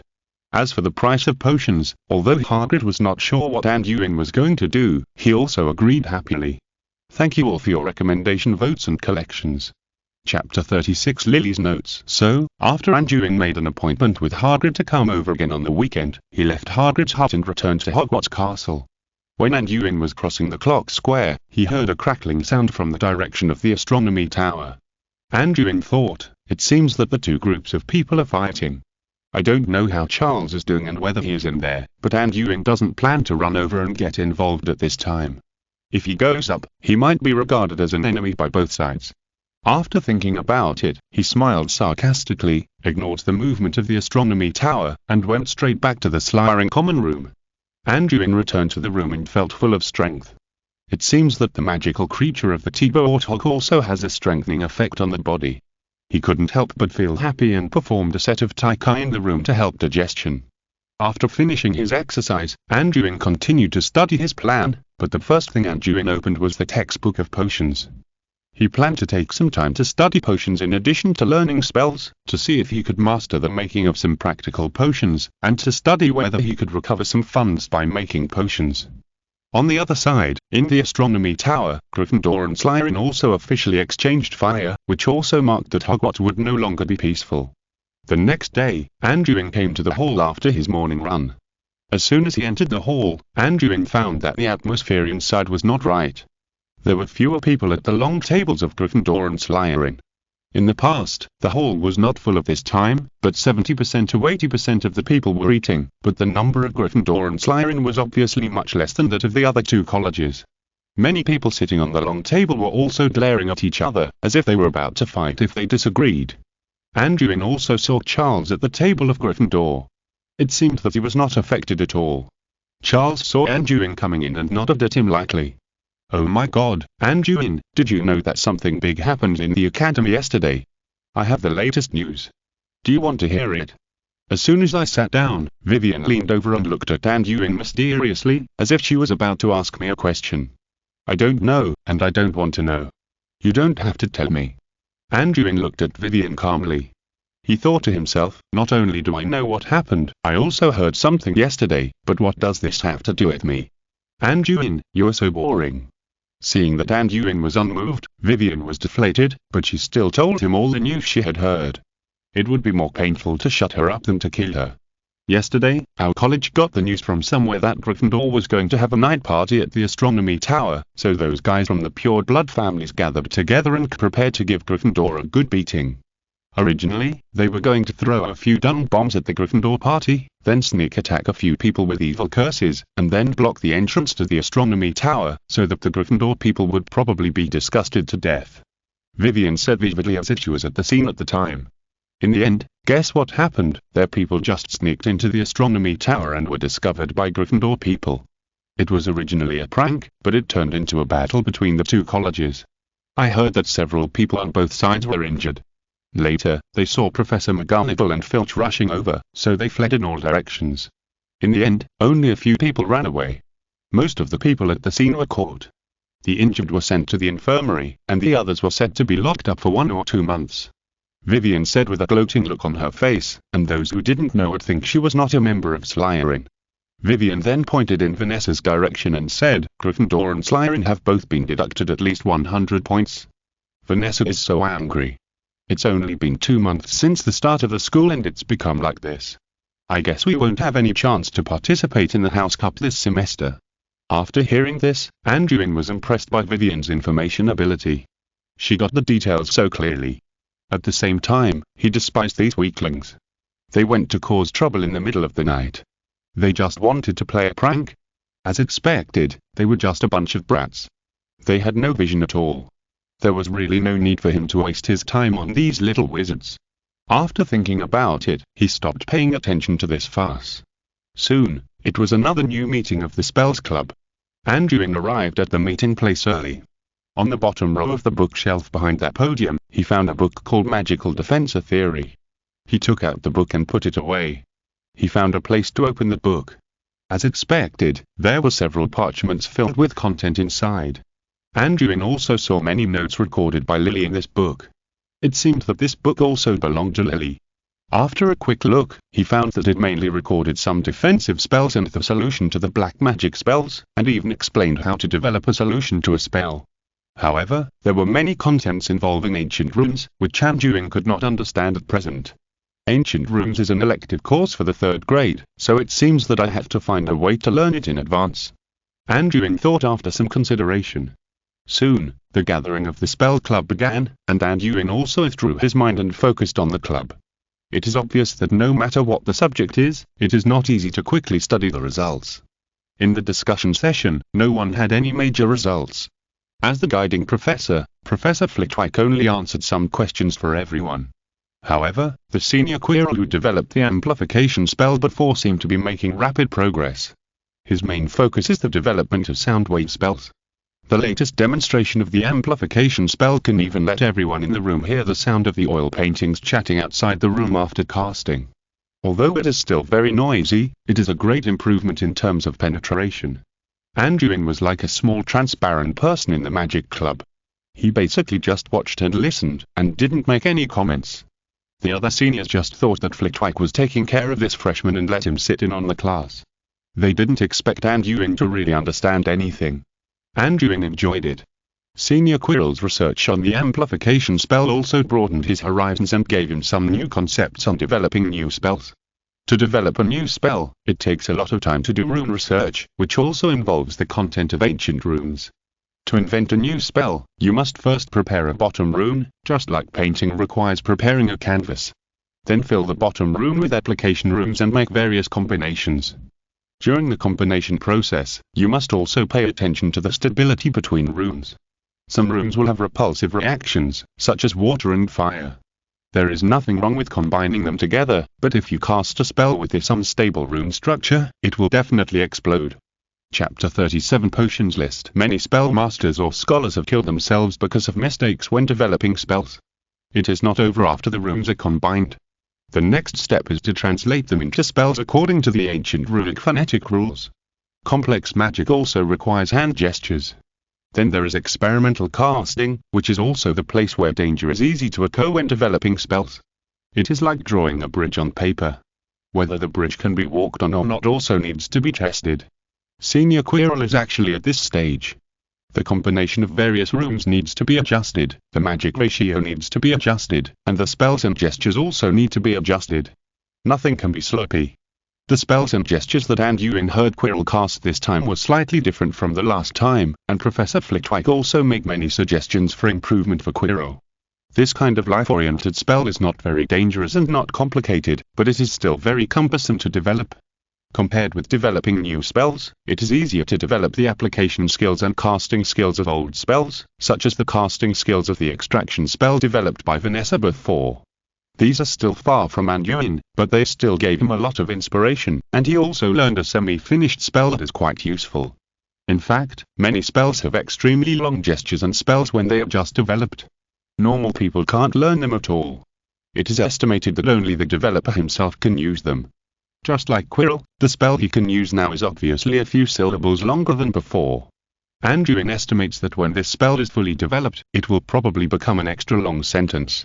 Therefore, many masters who develop spells are proficient in Silent and Wandl's casting. After constructing the rune model in their minds, they cast the spell directly. After the casting experiment is successful, they develop spells and gestures. This also leads to the fact that many spells exist, but the spells have not been developed yet, and they are lost because of the death of wizards and other reasons. After the party, Anduin returned to the dormitory with a sense of unsatisfaction. He first recorded all the gains of the day, and then couldn't wait to study Lily's research materials. Lily's information showed that she had studied many kinds of protective magic, including many means of protection against curses, the idea of applying stress spells in alchemical items, and the speculation about the emotional protective magic she had been studying. Anduin also found Lily's optimized protective rune on it. Anduin estimated that this was the protective spell on the amulet that Lily gave him, but there was no spell. I don't know if it was not recorded, or Lily just developed it to be applied to alchemical items at the beginning, and there was no specific spell at all. In Lily's description, many protective magics, whether enchanted in alchemical items or directly cast spells, can enhance the strength of protection by injecting emotions and emotions, but it is particularly pointed out that positive emotions, the firmer the belief and the stronger the emotion, the better the effect. There is no doubt that Lily applied the corresponding skills in the amulet at the beginning. This rune looks a bit like the Iron Armor charm. Anduin flicked open the magical defense theory and looked at the rune formula describing the Iron Armor charm. He compared it with the content in the manuscript and found that there were many similarities. He estimated that this was an improvement based on the Iron Armor charm, but he didn't know what the difference was in strength. Could it be that the only difference was that the dough would appear when the rune was activated? Anduin closed the book reluctantly, put the manuscript aside, and couldn't help but sigh. The content in this area involves ancient runes, and there is still a lot to learn. But Anduin knew the principle of gradual progress. Now that the initial spell learning has not been completed, it is not the time to be greedy. It is better to master most of the spells first. In the following time, Anduin returned to the state of the ultimate otaku. Except for attending classes and eating, he was not seen at all. The conflict between Gryffindor and Slytherin in Hogwarts also broke out completely. The two sides fought fiercely. There were often students who were alone being attacked by evil curses, or being hit by prank props such as dung bombs. Professor McGonagall and Professor Slughorn were troubled by the two sides, but these basically only happened to students above the 3rd grade, and the young wizards in the lower grades were not affected too much. It was impossible for him to pay attention to these prank-like fights. In his eyes, there was no difference between bloodless fighting and playing games. He was always on guard against the escalation of the fight and the Death Eaters outside the school. If he wanted to have his own foothold, he still had to be strong enough. On the weekend, Anduin went to Hagrid's place to cook a small meal. This time, Anduin made barbecue and brought his own pot of green onions to plant in Hagrid's vegetable garden. Anduin went to London's Chinatown to purchase some vegetable seedlings and some seasonings during the Christmas holiday. After all, it was too expensive to use seasonings at Hagrid's place. Anduin held a baked potato in one hand and a roasted pork chop in the other, enjoying the food with Hagrid beside the hut while enjoying the cool breeze. It was so pleasant. The big pot that Anduin asked Hagrid to water was not ready yet, and he also had a little crib. Hagrid named it Rhine. He hoped that the puppy would be as majestic as a lion in the future, but Anduin thought it would be better to call it Swallow. The dog with 2 tails looked more like a swallow. It was said that if you want to raise a crip in the Muggle world, the Ministry of Magic will require the dog to have one of its tails removed through surgery. Hagrid was terrified when he heard this, and he hugged Rhine to comfort it, saying that its tail would not be cut off. But in Anduin's opinion, the little Rhine who was held tightly in his hand was really pitiful. Anduin also got the price list of medicinal materials and potions that Hagrid was entrusted to collect. Anduin finally had the opportunity to study the money-making plan. He first studied the current price list of potions. The most expensive potion was naturally the Felixer, but Anduin had never considered making money by making the Felixer. That thing was very demanding in terms of materials and production time. The next were various wound potions, antidotes, blood tonics, etc. But Anduin was very skeptical about who these potions would be traded to after they entered the market. You know, both Aurors and ordinary wizards can get these potions in the hospital. Then the people who need these potions are likely to be Death Eaters or Dark Wizards, and Anduin doesn't intend to get involved with these people. In addition to potions, the potions that are more suitable for business are the Joy Potion, the Buffy Brain Refresher, the Truth Serum, and the Eternity Potion. Among them, the Joy Potion and the Eternity Potion are mainly in high demand, while the Buffy Brain Refresher and the Truth Serum are relatively expensive. If you're listening to this novel on a channel other than Fanfic World, it means they downloaded and uploaded it without effort. We cordially invite you to visit our channel, Mundo Fanfic Novel, as there you'll find the original version of this story and you can explore many other novels of various genres. We're waiting for you to immerse yourself in a world of incredible novels. Chapter 38. Joy Potion. However, Anduin was not going to consider the Barfay Brain Awakening Potion and the Veritaserum. The Barfay Brain Awakening Potion had very strict requirements on the materials.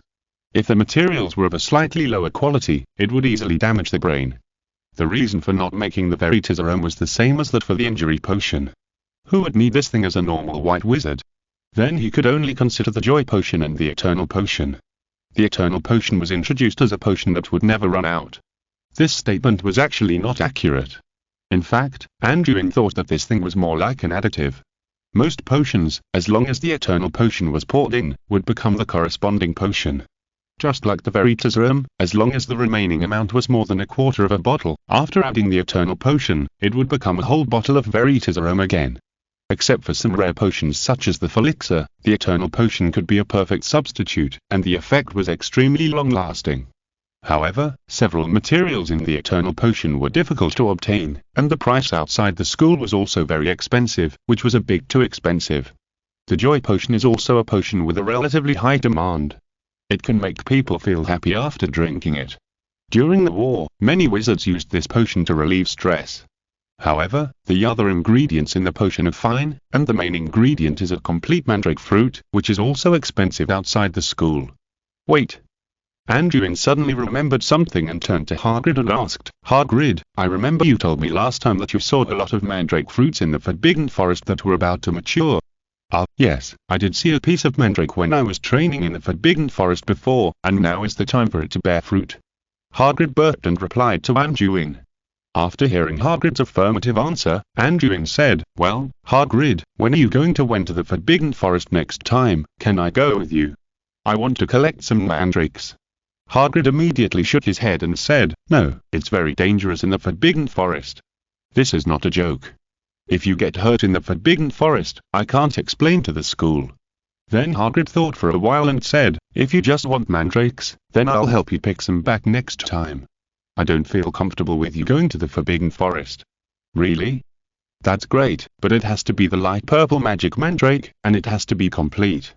Anduin was delighted when he heard that Hagrid was willing to help. "Don't worry, I'm very familiar with the Forbidden Forest. I know what mandrakes look like. Next time you come, I promise to get you a big basket." Hagrid promised Anduin solemnly. Seeing this, Anduin was relieved. It seemed that the materials for making the Euphoria Potion were fine, so he thanked Hagrid again. After getting rid of a worry, Anduin chatted with Hagrid for a while and then returned to the castle. A few weeks later, Anduin looked at the large basket of mandrakes that Hagrid took out. It looked like there were at least a dozen of them. He couldn't help but sigh that Hagrid was the real invisible rich man. He could take whatever he wanted in such a large forbidden forest. If Hagrid wanted to make money, he could just sell the raw materials. Anduin didn't take the basket of mandrakes back to the dormitory, because he definitely couldn't make potions in the dormitory, and it was not appropriate to sneak into the potion classroom to make medicine. Anduin planned to take the crucible and tools directly to Hagrid to make it another day. What needs to be done now is to memorize the process of refining the Euphoria Potion, and master the selection and processing of materials to ensure the success rate of making medicine.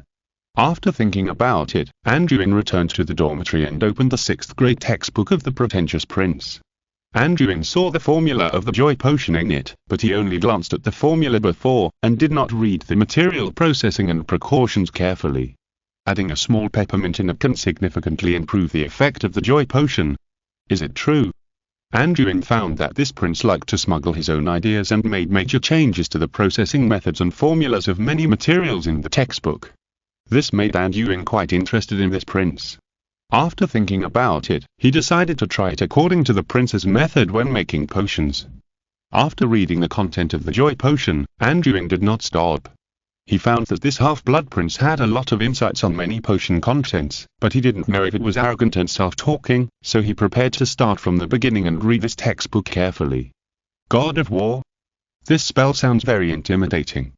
Anduin found that this book not only had a lot of notes on potion learning, but also recorded a spell. Is it a finished spell or a half-finished spell, or is it simply made up? It's a bit dangerous to cast a spell casually according to this spell. Anduin had no plan to try this spell for the time being. Before he knew the details of this prince, he should not touch such unfamiliar things. What if this so-called prince was a psychopath? Then he might take this spell away. Soon, it was another weekend.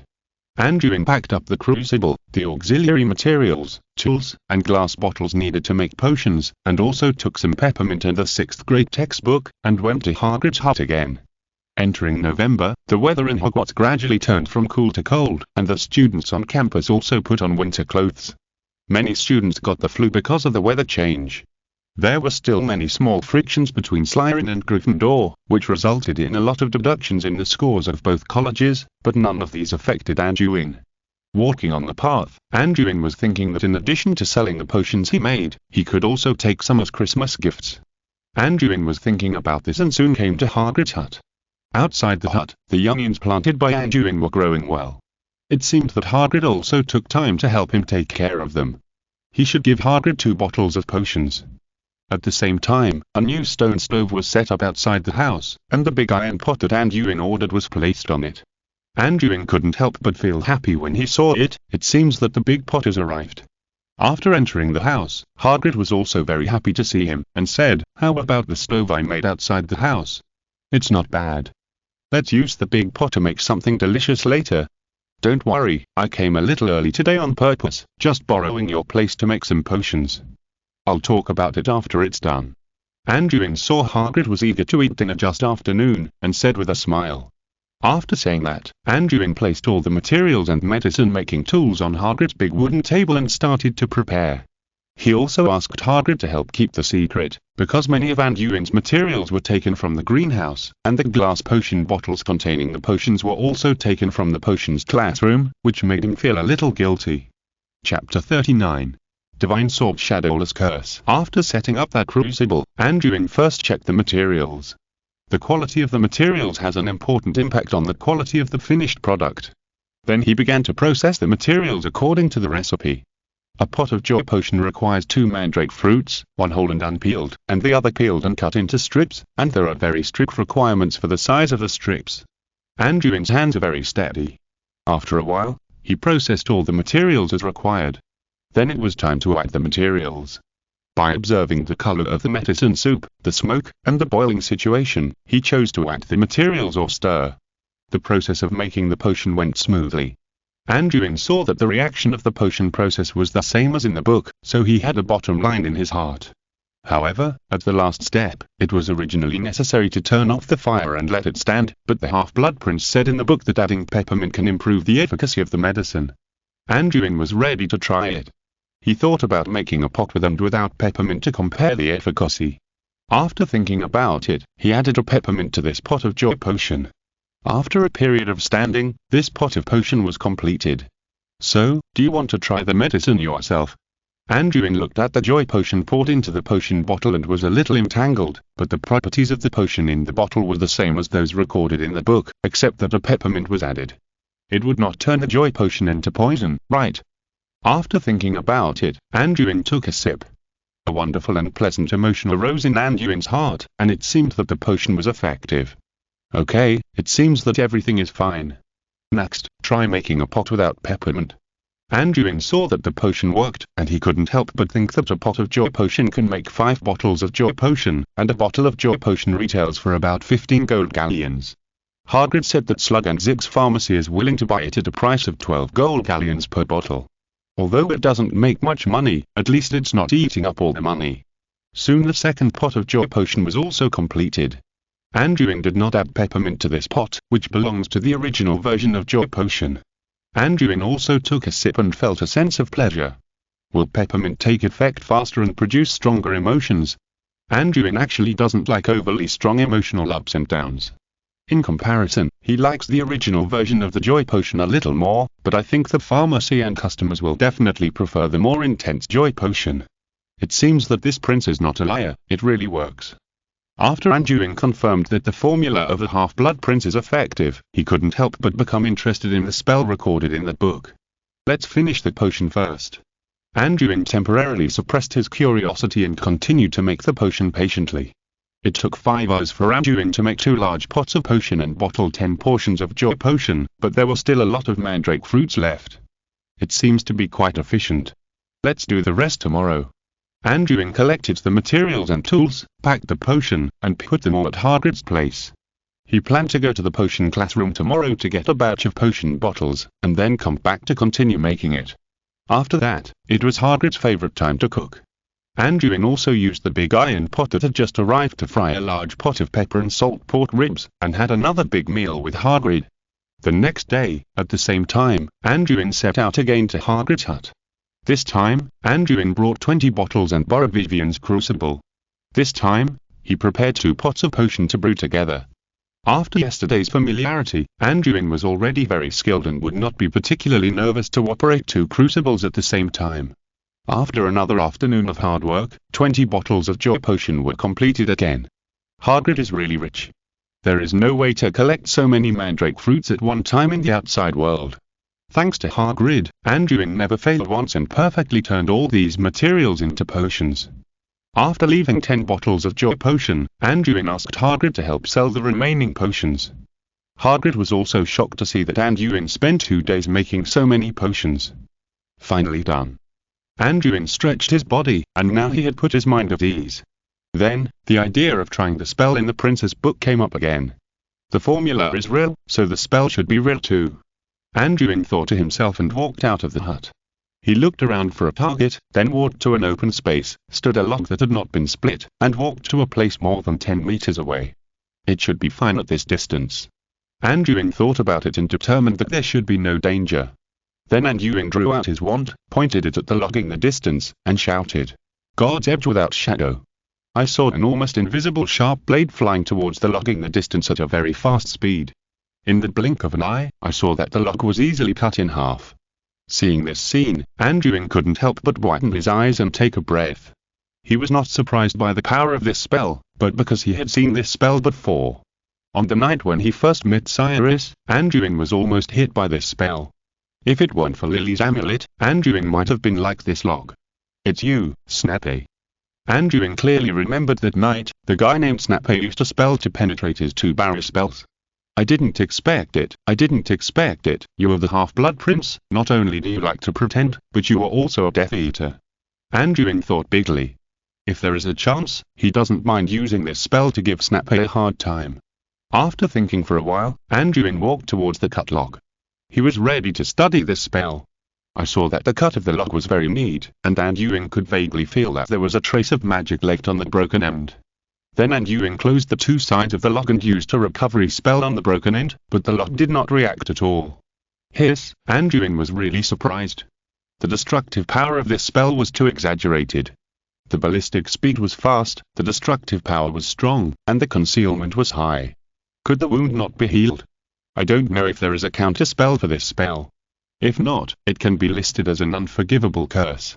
Even if there is a counter spell, it is an extremely dangerous black magic. Anduin frowned and thought. You know, the biggest reason why the unforgivable curse is unforgivable is that these evil spells have no counter spells, which means irreversible damage. No, this spell is too dangerous. It can't be used unless it is a last resort. If it is used, it will not kill people at the time, but will bleed to death. He was thinking in his heart, preparing to study whether he could deduce the counter spell of this spell in the future. Now Anduin didn't dare to use this spell at all. If he accidentally hurt himself, it would be tantamount to suicide. Anduin suppressed the shock in his heart, took a few deep breaths, and returned to Hagrid's hut as if no one was there, and then prepared dinner for the day with Hagrid.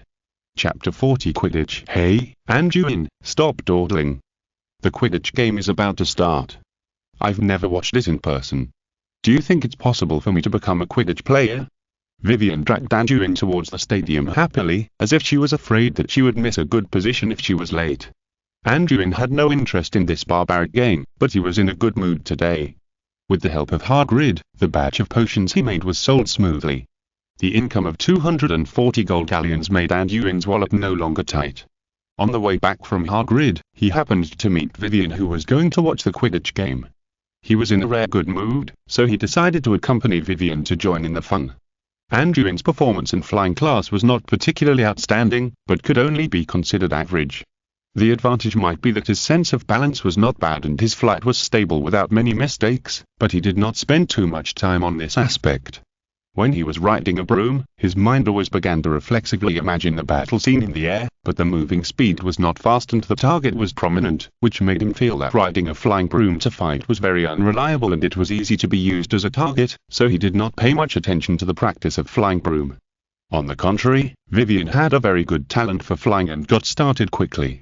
In the second flying class, she could make some simple flying movements in the air. After discovering that she finally surpassed Anduin in one class, Vivian became more fascinated with flying brooms. It turned out that interest was sometimes forced out. Which two teams are playing today?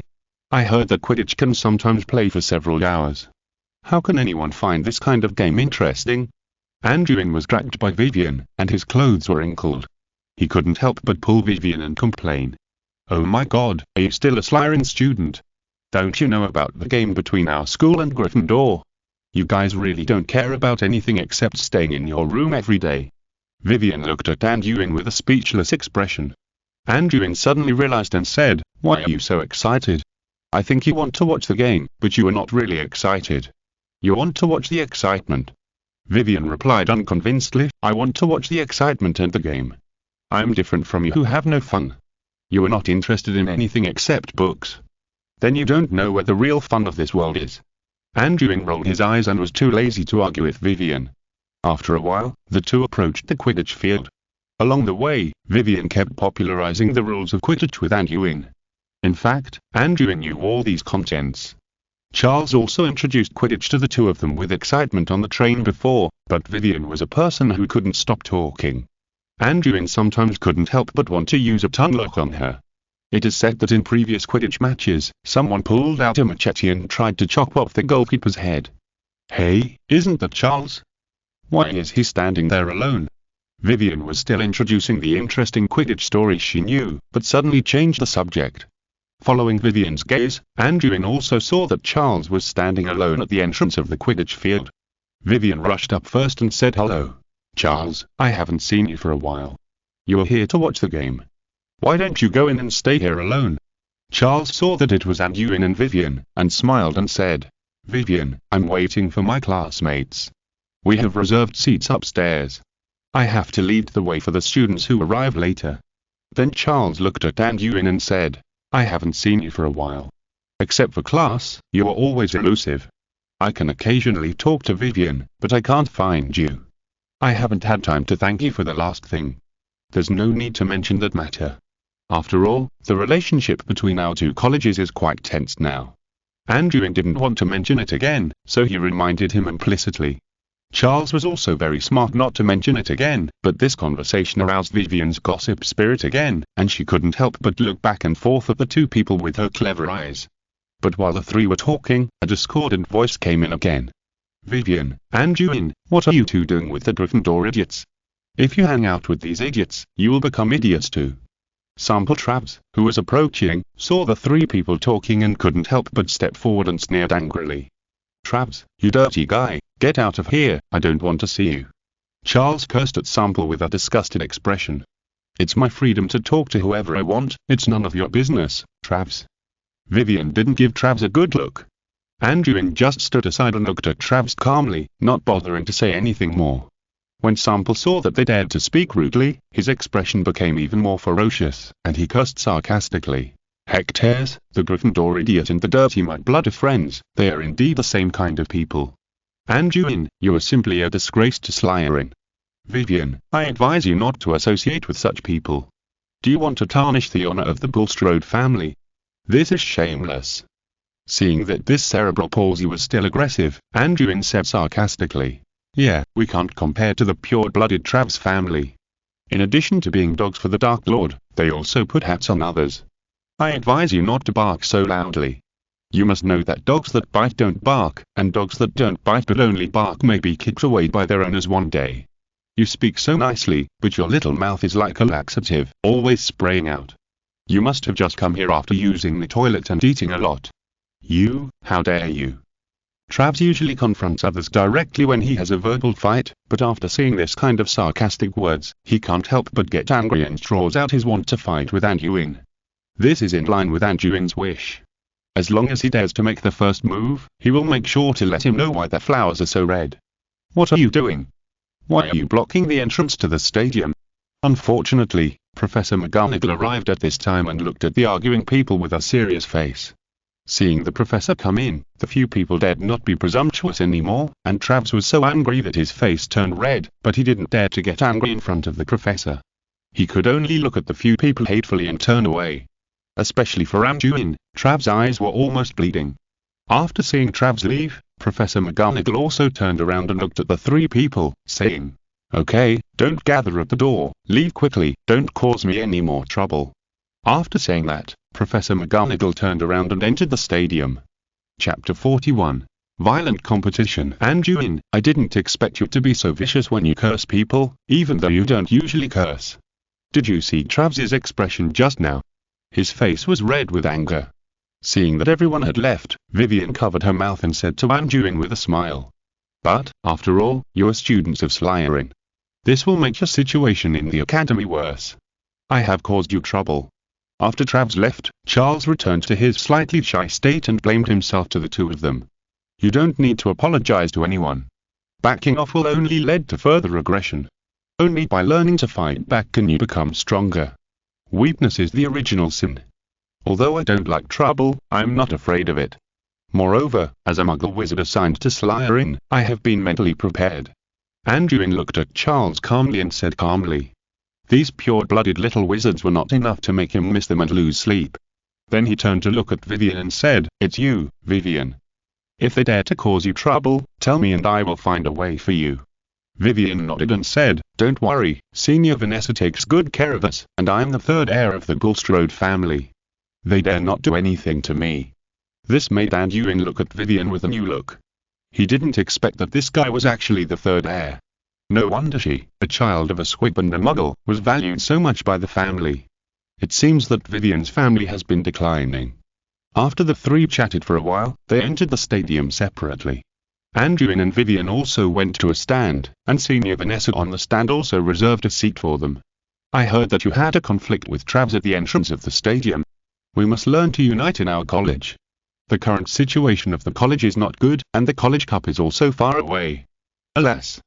When Anduin and his friends were arguing with Travs, many people passed by, and the news also reached Vanessa, so she began to instruct the two.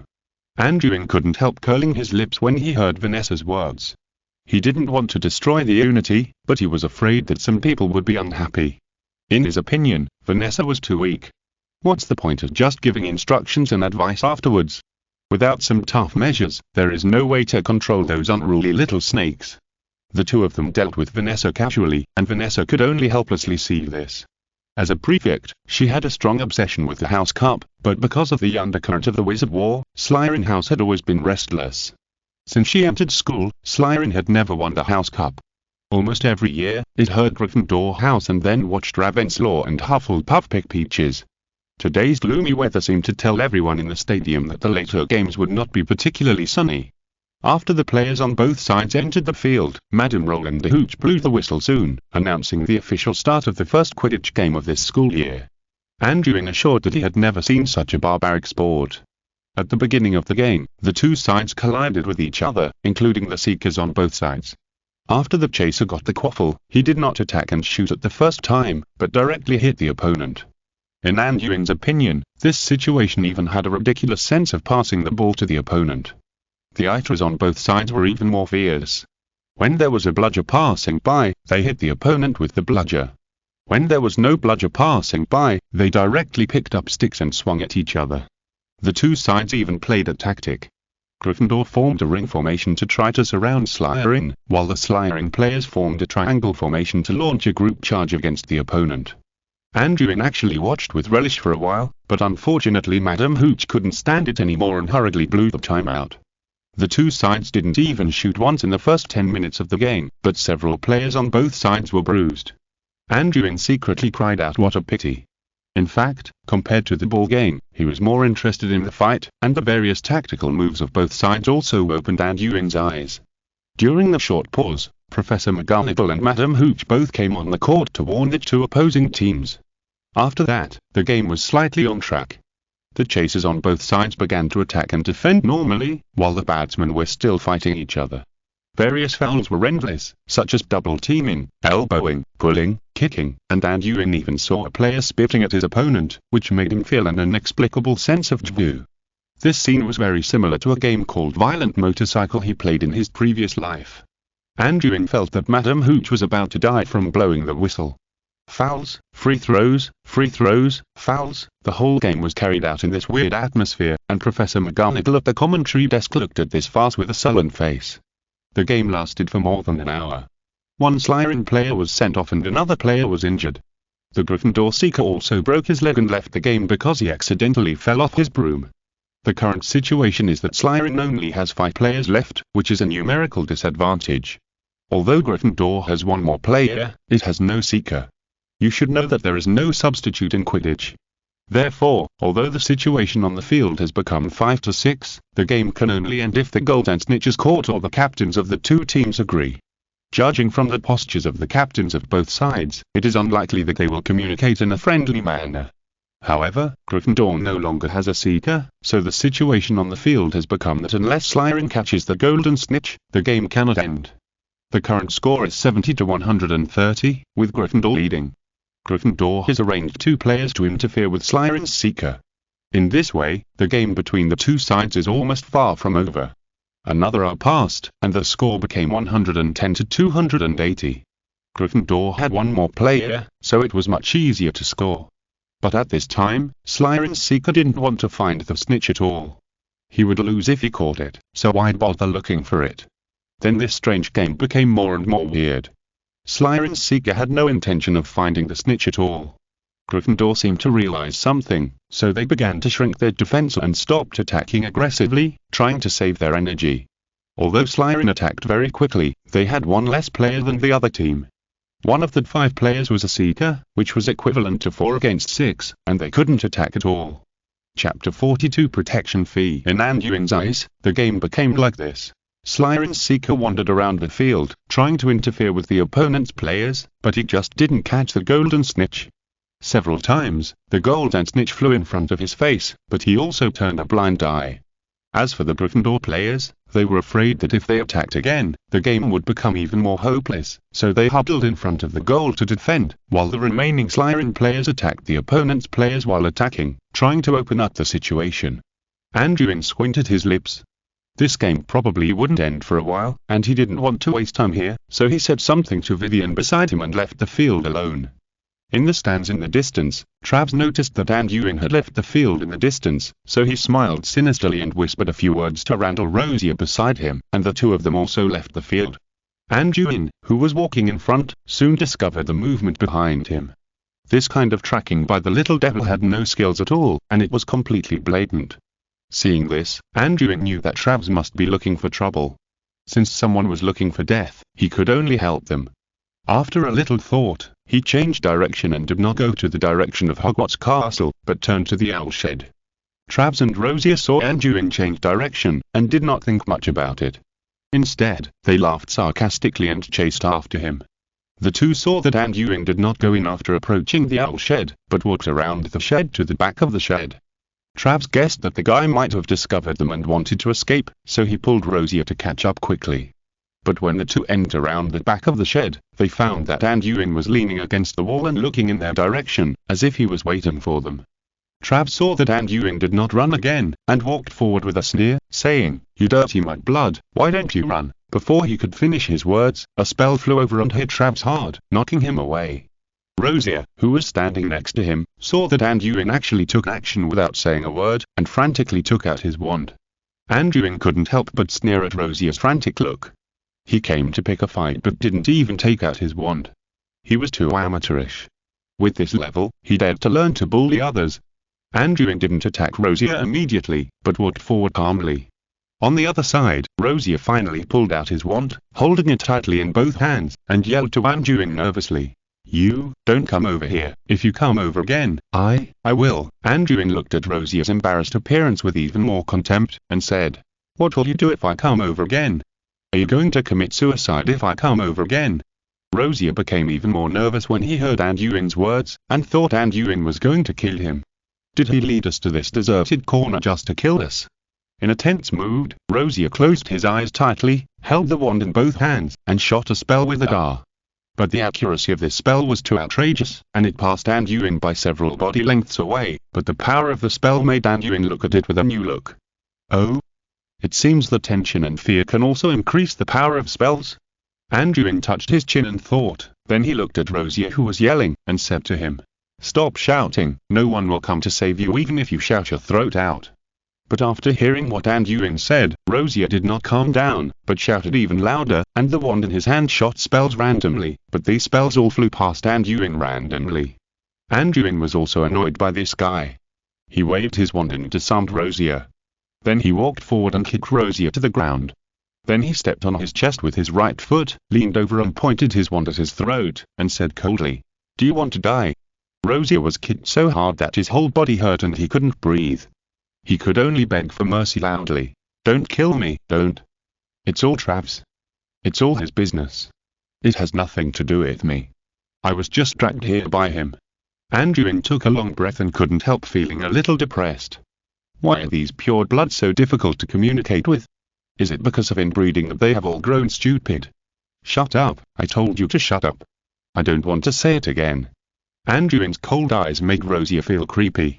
He swallowed his saliva and finally stopped talking nonsense. Instead, he started coughing wildly. It was probably because his voice was hoarse from shouting just now and his chest was stepped on again. Seeing this, Anduin lifted the foot that was pressing on his chest, squatted beside Rosier, and said, "Are you scared?" Rosier took a breath and replied hoarsely, "Scared, scared." Anduin asked again, "Will you dare to mess with me in the future?" Rosier didn't dare to answer and said quickly, "No, I won't.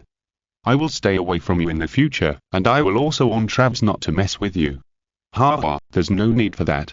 If he wants to trouble me, you can encourage him to come. Don't be polite to me." Anduin smiled. Rosier thought Anduin was speaking to him in a sarcastic way again, so he quickly replied, "No, I won't dare anymore. I will keep him away from you next time." Anduin saw that this guy was scared, so he reached out and pulled Rosier up. Rosier stood up, but his legs went weak and he wanted to sit down again. Anduin helped him stand steadily, then reached out to help Rosier pat the dust off his body, and said with a smile, "I'm serious. You don't have to stop this guy from troubling me in the future. But if you want, you can tell me in advance." Rosier knew what Anduin meant when he said this. He was preparing to make him an insider, but if he didn't agree now, he didn't know what Anduin would do to him. Looking at Anduin's increasingly unfriendly eyes, he could only say, "Okay, fine, but if I'm discovered, I'll be finished. Don't worry, if you listen to me, I will protect you." "Rosier, have you heard of protection fee?" Anduin said while looking at Rosier with a smile, as if he had seen a beautiful woman. Rosier listened to this unfamiliar word, confused, and could only ask nervously, "Protection fee? What does it mean?" Anduin explained with a smile. "It means you give me 10 gold galleons every month, and I will be responsible for protecting your safety." Rosier was suddenly alert. "Isn't this extortion? It is called protection fee. He wants to be an insider and still charge money. Is there any justice in the world?" But seeing that Anduin was smiling at him now, but the hand he was holding was pinching him tightly, he could only ask nervously, "But what if I don't have so much money? What if I can't pay it?" Chapter 43 News. Haha, aren't all of you pure blood families rich? Why do you still care about this little money? If you don't have money, just ask your family for it. Of course, if you don't give it to me, then I can only stop protecting you. Anduin said the word protect heavily, with an evil smile on his face, staring at Rosier quietly.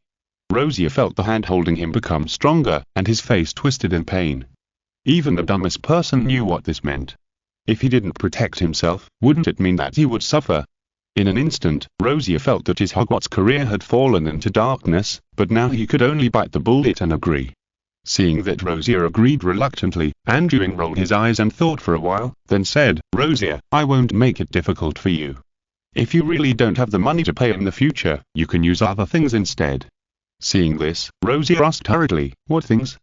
Anduin smiled and said, "Intelligence, your Rosier family's heirloom books, of course I haven't read them." Oh, Anduin glanced at Travis who was lying next to him, and said, "You asked this guy to bring money and come to trouble me. Whatever you get from him can be deducted from your share." After that, Anduin let go of Rosier, walked to Travis, fumbled his body up and down, and sure enough, he found a bag of money. Anduin counted it and found that there were 12 gold galleons and 6 sickles. "Look, this is your share for this month. I'll give you a decimal next month and count it as 8 gold galleons as protection fee. If you make any great contributions in the future, I'll give you another reward. How about that? This is a good condition, isn't it?" Anduin said to Rosier with a smile. This guy must have some misunderstanding about decimals. Shouldn't he only take 7 gold galleons after decimals? Rosier muttered in dissatisfaction in his heart, and looked at Travis with disgust. If it weren't for this guy, how could he have offended this evil star today? But now Anduin has even taken the money, so he had to agree. Seeing that Rosier knew the situation, Anduin smiled and said, "Very good, cooperate well, I won't treat you unfairly. Also, if you have any information now, you can tell me now, whether it is inside or outside the school, as long as it is valuable, I am still a fair person." After that, Anduin put his hand on Rosier again and squeezed his shoulder tightly. Rosier was pinched so hard that it hurt. He couldn't help but get nervous again. He was thinking about it, and blurted out in a panic, I remembered that I once heard the senior of the third-year student, Quick Wilkes, bragging to us at a party that his uncle was going to cause trouble for the Order of the Phoenix around Christmas. Of course, this might just be his bragging, and it's not necessarily true. Are you sure?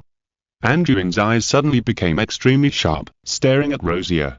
Really, that senior Wilkes often boasted to us that his uncle was working for the Dark Lord.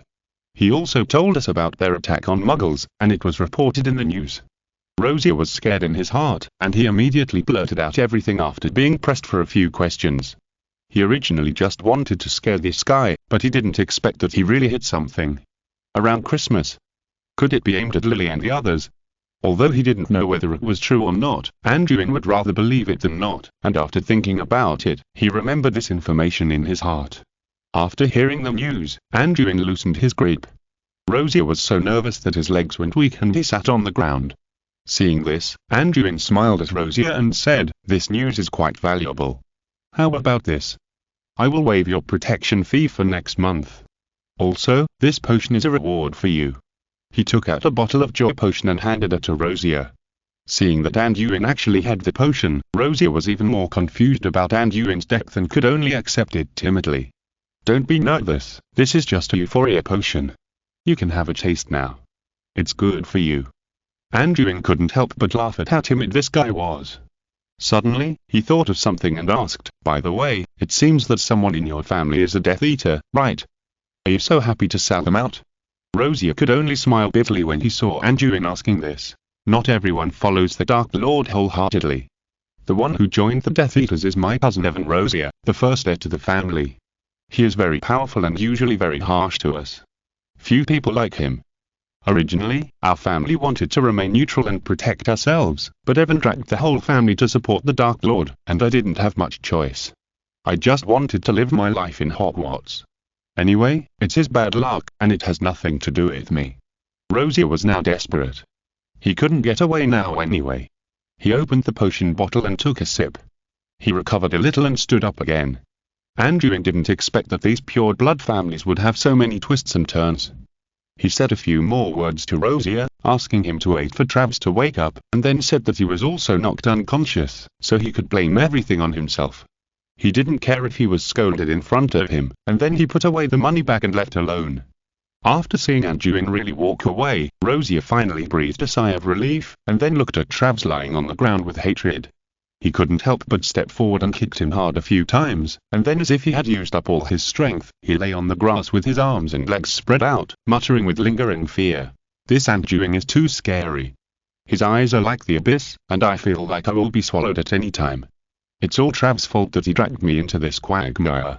I just wanted to live a carefree life, but now, forget it, whatever, just destroy it quickly, I'm tired." Then he fell asleep deeply beside him.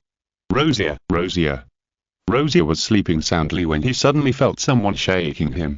He woke up instantly and when he looked up, he found it was that guy Travis. Travis felt that his whole body was in terrible pain, as if he had been kicked many times. He grinned and said to Rosia, "You are finally awake. That dirty bastard dared to attack us. How long have we been unconscious? It's dark now." Rosia heard what Travis said and realized that it was already night. In addition, it was almost winter, and his whole body was almost frozen. He could only sniff his nose and said, "Let's go back to the castle quickly. It's too scary here at night. I feel like I'm freezing to death now." Travis cursed Anduin, but he had to agree with Rosia's words. He just wanted to leave this damn place quickly, so he could only support Rosia and walk towards Hogwarts Castle. The two felt stiff hands and feet, and they couldn't stop the pain. Rosia was kicked by Anduin, and Travis's injuries were actually caused by the murderer next to him. I changed the introduction today, I hope you will like it. Chapter 44. The Ghost of Snape Courtyard. Travis kept yelling that he would teach the Mudblood a lesson, and Rosia beside him could only echo him, but he was very contemptuous in his heart. After returning to the castle, they both caught a cold as expected. They didn't even go into the common room, and were dragged to the school infirmary by Professor Slughorn, who passed by. At this time, the Quidditch game was not over yet. The score between the two sides was 290 to 410. If Slytherin could catch the golden snitch, it would be able to overtake with 150 points. However, the players on both sides were basically exhausted and breathless. Both sides were unwilling to end the game through negotiation. Slytherin's seeker was even so tired that he sat directly on the grass of the court. The spectators on the court couldn't stand it anymore. 80 to 90% of them had already left, and those who stayed were basically just watching the fun. Professor McGonagall and Madam Hooch came to the center of the field again and suggested to both sides that the game should end, but Slytherin still disagreed, even though the players on both sides had become free runners. Professor McGonagall and Madam Hooch could only look at each other helplessly and continue to watch this long game. But all this had nothing to do with Anduin. He was now full and reading the new issue of the Century of Charms journal in his room. He only occasionally thought about today's Quidditch game and wondered if it was over. So the Slytherin seeker, who turned into a free runner, caught the golden snitch by chance, and then Slytherin actually won. Anduin listened to Vivian telling him about the ending of that Quidditch game the night before during breakfast the next day. "Yeah, you don't know, that game lasted until late at night, and all the players actually had no strength to fly, but the golden snitch actually flew to Viram Higgs, and the guy caught the snitch effortlessly." Vivian vividly told Anduin about the legendary game yesterday. Of course, the legendary game was the length of the game. Of course, Vivian didn't see the last scene. She ran away as soon as it got dark. She heard this in the common room in the morning. Anduin went out to exercise early every morning. When he went out, he didn't see many people in the whole Hogwarts, let alone the common room. At this time, cheers came from Slytherin. It turned out that Viram Higgs, the hero of yesterday's game, had arrived in the auditorium. Anduin also looked at the Quidditch seeker. Viram Higgs was a third-year student with short black hair and a strong body. Higgs was very polite and greeted everyone who greeted him. When he saw Anduin looking at him, he smiled and nodded. Anduin smiled and nodded at him. It seems that not everyone in Slytherin is annoying. Anduin has been in Slytherin for a long time and has a deep understanding of this college. The qualities of Slytherin include ambition, shrewdness, cunning, leadership, self-preservation, etc. Anduin has read in a history book that describes the founder of Slytherin that Salazar Slytherin particularly valued the qualities of intelligence, resourcefulness, strong will, and a certain contempt for laws and regulations when selecting students. In a sense, Anduin met the Slytherin standard, so he had no complaints about entering this academy, except for the annoying pure-blood supremacists in the academy. Time passed quickly, and finally before Christmas, Anduin had basically entered the entry stage of the basic spells of the whole grade, except for some spells that were difficult to practice alone and difficult to get started, such as Charm, Patronus Charm, Apparition, Disillusionment Charm, Occlumency, Legitimate Psychic, etc. Anduin tried to cast the Charm and Disillusionment Charm, but the effect was not very good. He was very sure that the spell was not read wrong, but it just couldn't meet the casting standard. Let's put the next plan after Christmas. Rosia hasn't made any moves recently. Anyway, he is just a free man with nothing to do, so let's leave it to fate. Anduin thought about the follow-up arrangements and prepared to go out to find Hagrid to relax. Arriving at the common room, there were many people in the room.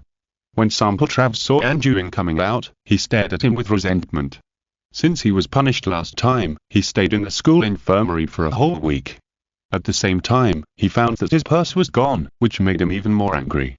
But unfortunately, he was destined to not be able to trouble Anduin today, because Dean Slughorn was also there, and the Dean was recording the list of people staying at school for Christmas. Anduin had made an appointment with Cyrus, so he naturally did not plan to stay at school. After exchanging a few words with the Dean, he left the common room without looking back. When Anduin walked to the clock square, he found that fine snowflakes had already fallen from the sky, and the ground seemed to be covered with a thin layer of white carpet. It's snowing. Seeing this scene, Anduin couldn't help but curl up the corners of his mouth slightly. Yes, it's snowing. A faint female voice came leisurely from the side. Anduin looked back and found that it was a girl who looked familiar. Thinking back, he found that it was the girl who took the same boat with him when he first entered Hogwarts. Later, she seemed to be sorted into Ravenslaw. You are Oriana? Anduin recalled a little and remembered her name. It's rare that the ghost of the Snake House still remembers my name. Oriana laughed, blowing mist from her mouth, and joked with Anduin. The ghost of the Snake House? You mean me? The ghost of Slytherin is the Bloody Baron. Did you make a mistake? Anduin heard Oriana calling him with a strange name and asked curiously. That's the nickname given to you by our first-year students. Although not every college has classes together, we can always see each other. However, many classmates have not seen you for a month or two. Many people doubt whether you exist. So some people say that you are not a person, but a ghost, so you were given a nickname like the ghost of the Snake House. Isn't it interesting? Oriana explained to Anduin with a giggle. I'm not a human. This is the second time Anduin has heard someone describe himself like this. Only then did Anduin realize that he has been living in seclusion for a long time, so long that some people even doubted his existence. If you're listening to this novel on a channel other than Fanfic World, it means they downloaded and uploaded it without effort. We cordially invite you to visit our channel, Mundo Fanfic Novel, as there you'll find the original version of this story and you can explore many other novels of various genres. We're waiting for you to immerse yourself in a world of incredible novels. Chapter 45. Extraordinary levitation spell. However, Anduin dared not be careless when he did not have enough strength to gain a foothold. Oriana, who was standing by, saw Anduin staring straight ahead in the snow. She felt that this boy was stupid and completely ignored her. Her big eyes rolled around and a mischievous smile appeared on her face. Then she bent down and made a snowball in the snow, aimed at the back of Anduin's head, and threw it out as a joke. But when the snowball was about to hit him, it was suddenly fixed in the air. Anduin turned his head and glanced at the snowball. Without any movement, the snowball floating in the air hit Oriana at a faster speed, and hit her face. The huge force directly brought Oriana to the ground. After sitting up, Oriana seemed to have not realized what happened, and looked at Anduin in a daze. You are too weak. After leaving a gentle word to Oriana, Anduin turned and left the clock square. Oriana, who was standing there in a daze, looked at Anduin, who was going away. After a long time, she blushed and shouted, "What a psycho!" Anduin, who was walking away, didn't realize that he had done something particularly straightforward. He still had a thoughtful expression and walked in the snow blankly. Gradually, the flying snowflakes around him slowly circled around Anduin as if they were under command, but Anduin seemed to have no reaction at all. At this time, Anduin entered a mysterious perception, as if he had grasped something, but also as if he had grasped nothing. When he reacted, he had walked straight to the edge of the forbidden forest, and snowflakes surrounded him around him, like a nebula composed of spiral stars. At this time, his mind was in the air, and the snowflakes around him were like being caught in a storm, whirring and rolling up into the sky. My floating spell. It seems to have broken through some restrictions. Anduin sensed the snowflakes around him, as if he could control them at will, instead of having to control them through concentration like before to make an object float and move. Now, as long as he is within a certain range of his body, any object that can be affected by the levitation spell can be affected by him, including these snowflakes, including air, and possibly water, etc. It seems that I can't hold it in for too long, and I have to change my mood occasionally. Anduin sighed after discovering his changes. I wonder if it can be done that way. Suddenly Anduin thought of a problem, so he tried to mobilize his magic power. He saw that Anduin's magic power was surging around him, and his body was floating up slowly without relying on any alchemical equipment. Sure enough, in this way, won't I be able to fly without a flying broom in the future? The problem that Anduin just realized was that after the control power was improved, could he use the concept of the levitation spell to make himself fly? He had tried similar methods before, but no matter how he cast the spell, he couldn't make himself float. Anduin floated in the air half a meter above the ground, up and down, in front and behind, having a lot of fun. After playing for a while, Anduin landed on the ground and thought about the application prospects of this function. At present, in his opinion, it was not very ideal, because he had just tried it and could only fly to a height of 5 or 6 meters. It was very strenuous to fly higher, and the speed was not as fast as the flying broom, but it was really handsome. Through training, I should be able to gradually improve the speed and height, Anduin thought. However, today's harvest was very great. The heavy snow that happened to be there made Anduin's ability to control magic greatly improved in this state of enlightenment. Anduin could feel that it was not just the floating spell, but his magic sensitivity of the whole body was tighter. He took a long breath, gathered his thoughts, turned around and left the outer edge of the forbidden forest, identified the direction, and walked towards Hogwarts' hut. Since Anduin had an epiphany in the snow, he no longer stayed in the room all day. He would occasionally go out for a walk, look at the snow, and chat with Vivian. However, the Christmas holiday was approaching soon, and Anduin packed his luggage and stepped onto the station, ready to return. In the steam train, Anduin and Vivian sat face to face, chatting while watching the snow outside the window. Charles was going to take the train with his college friends, so there were only 2 people left in the carriage. Anduin, what are you writing? Are you going to go somewhere after Christmas? My dad is going to take me to France for vacation. I heard that the perfume there is very famous. I wonder if my father will give me a bottle. Vivian looked at Anduin, who was writing and drawing, and she was still talking about the holiday. Hearing the topic Vivian talked about, he realized that this girl also lived in the Muggle society before returning to her family. Perhaps it was for this reason that there was no generation gap between the 2 of them. France. Then you have to take more photos. I'm planning Christmas and thinking about what gifts to give to my friends. By the way, what Christmas gift do you want? Anduin is really not good at giving gifts. If it is based on his own preferences, Anduin will directly give some books, but he doesn't think many friends will like it. If I tell you directly what I want, then I won't have a surprise. Do you tell me what gift I ask you for? Vivian rolled her eyes at Anduin. It would be best if you could give me a set of magic symbols collection. I have been eyeing that set of books for a long time, but it's too expensive. Or a set of 200 standard potion bottles would also be good. Anduin raised his head and looked at Vivian with a sharp gaze. He knew that the girl's family was quite wealthy, and it would be best if he could receive some good things. Vivian didn't expect Anduin to be so direct, and then turned her head away angrily and ignored him. Anduin didn't understand what Vivian meant. Should he give it or not? But he didn't think about it anymore. Instead, he consulted Vivian about the gift issue and said, "What kind of gift should I give to a family that just had a baby?" My original idea was to give them some children's toys. What do you think? Seeing that Anduin was so heartless, Vivian couldn't do anything about him. After thinking for a while, she replied, "What toys can a child play with when he is just born? His parents must have bought all the toys that can be used. If it were me, I would probably buy some bedtime storybooks or music boxes that play lullabies. What do you think of this idea?"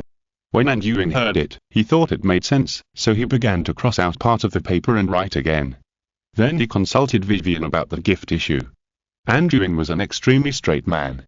In terms of social skills, if the other party was a man, it would be fine, but when it came to guessing a girl's mind, he had no idea at all. Chapter 46 Cyrus the Sloppy King. Soon, the train arrived at platform 9 3/4. After the 2 agreed to communicate with each other during the holiday, they got off the train and walked onto the platform. After saying goodbye to Anduin, Vivian followed the family who came to pick her up and left. Just as Anduin was about to leave alone, he suddenly saw a familiar figure and couldn't help laughing. "Cyrus! Why are you here?" "Ha, isn't it because I'm afraid that you'll be lonely when you arrive at the station alone? I just happened to pass by here and picked you up. How about it, are you surprised?" Cyrus was wearing a brown coat, and his shoulder-length hair was slightly groomed, still revealing a bohemian expression. "I think you are the one who is lonely. I guess you came to pick me up because you were bored." Anduin seemed to see through Cyrus's mind and mocked him mercilessly. "Your kindness is taken for granted. I was just afraid that you don't even have a friend." I care about you, but you don't even thank me. By the way, who is that little girl who got off the bus with you just now? She can't be your girlfriend. Cyrus scolded Anduin with a smile, and then asked Anduin with a smiling face.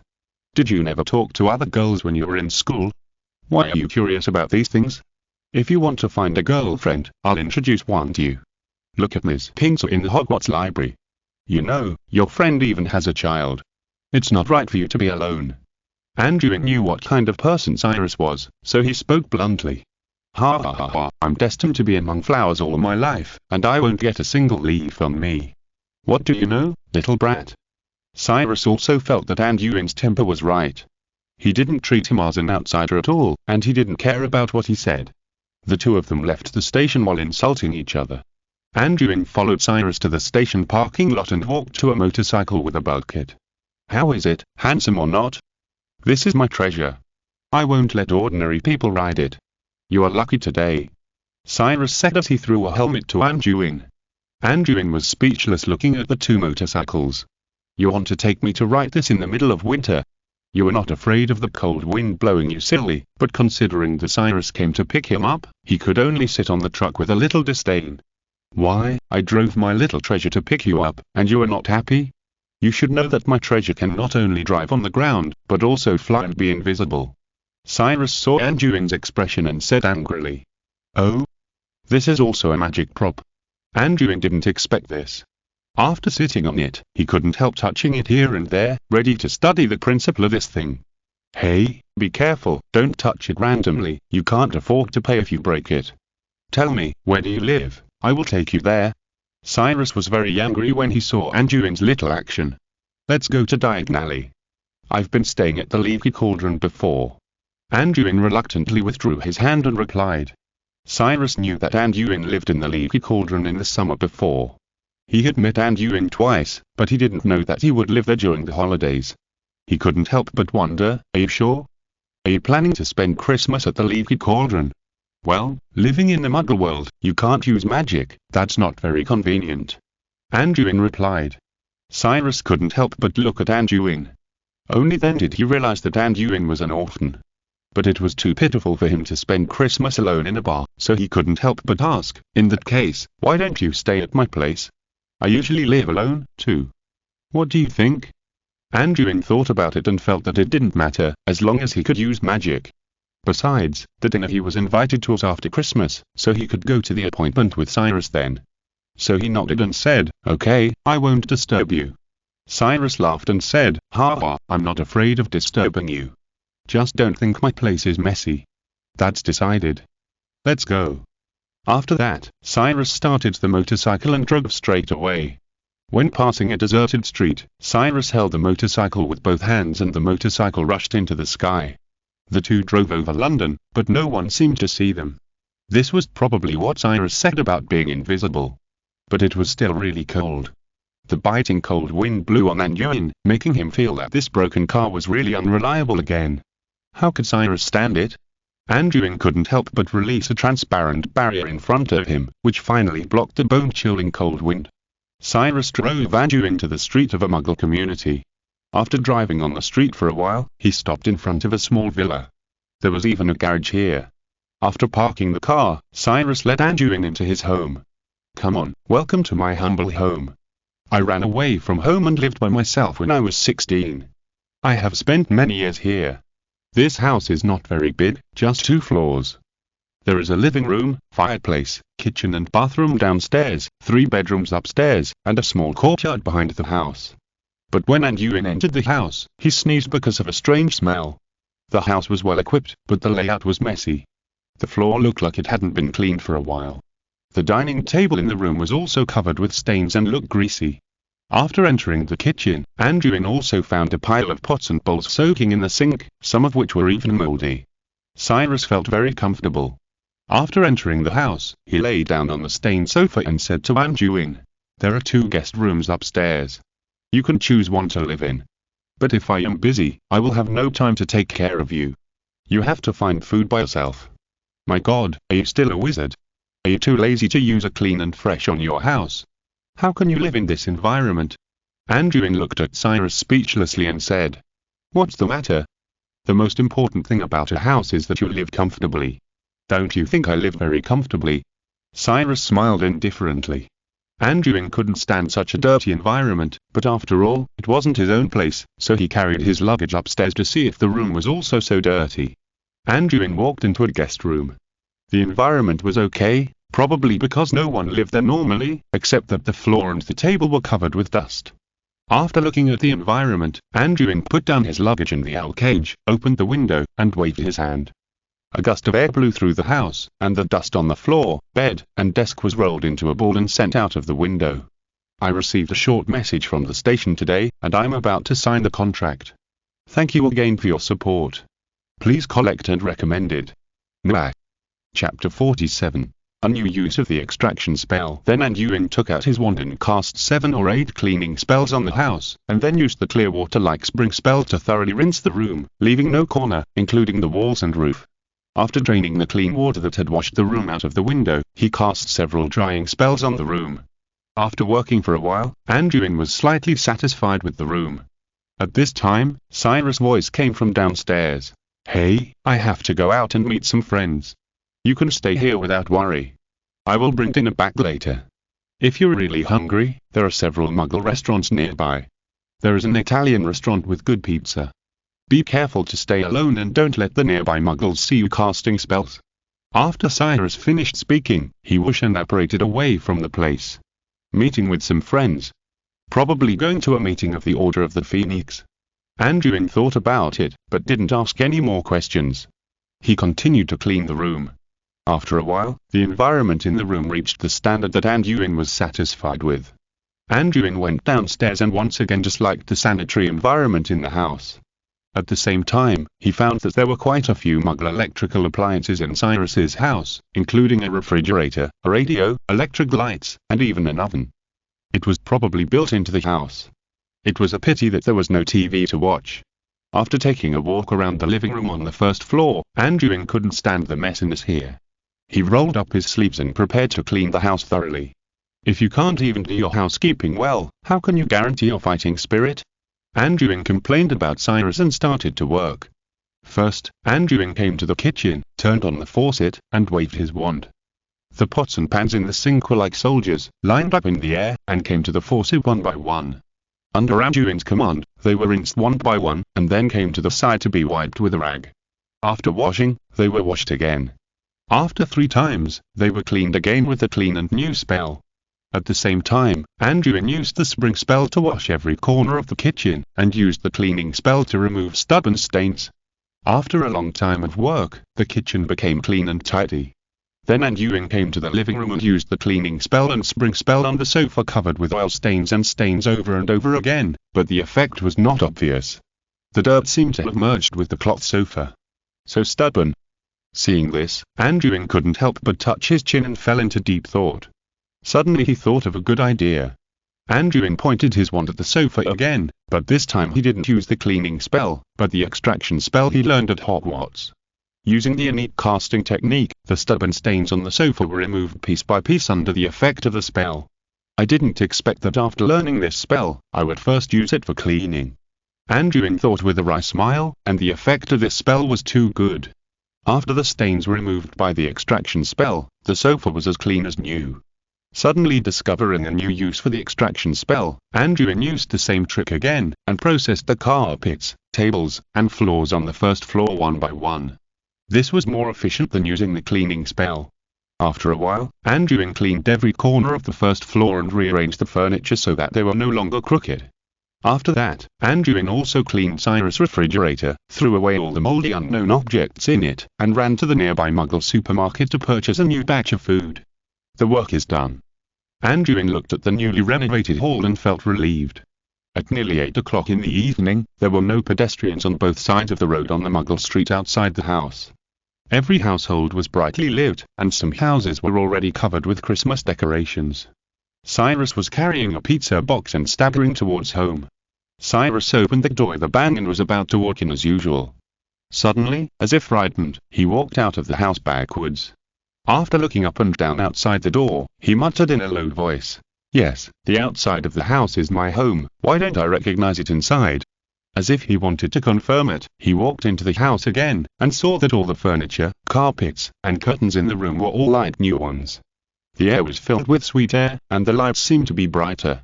But these were not the most important things. Why was there a Christmas tree standing next to the fireplace in the living room? The Christmas tree was decorated with many small pendants depicting lions, snakes, eagles and badgers, and the top of the tree was decorated with a golden 5-pointed star. Cyrus called out uncertainly, "Anduin!" A young man walked out of the kitchen. He had a pair of dark eyes, black hair that didn't cover his ears and was casually scattered. He was wearing an apron and holding a large plate of grilled lamb chops in his hands. It was Anduin. He placed the lamb chops in his hands on the clean and tidy dining table with an expressionless face, and said to Cyrus as if nothing had happened, "I'm back. I have good news to tell you. Your oven is still usable, and it's quite useful." Only then did Cyrus dare to be completely sure that this was his home. He held his head in one hand and said to Anduin in disbelief, "What did you do to my house? I've only been away for a few hours, how come it has become like this, and what the hell is this Christmas tree?" Anduin looked at Cyrus with a puzzled look. "What? Isn't it good to clean up your own house?"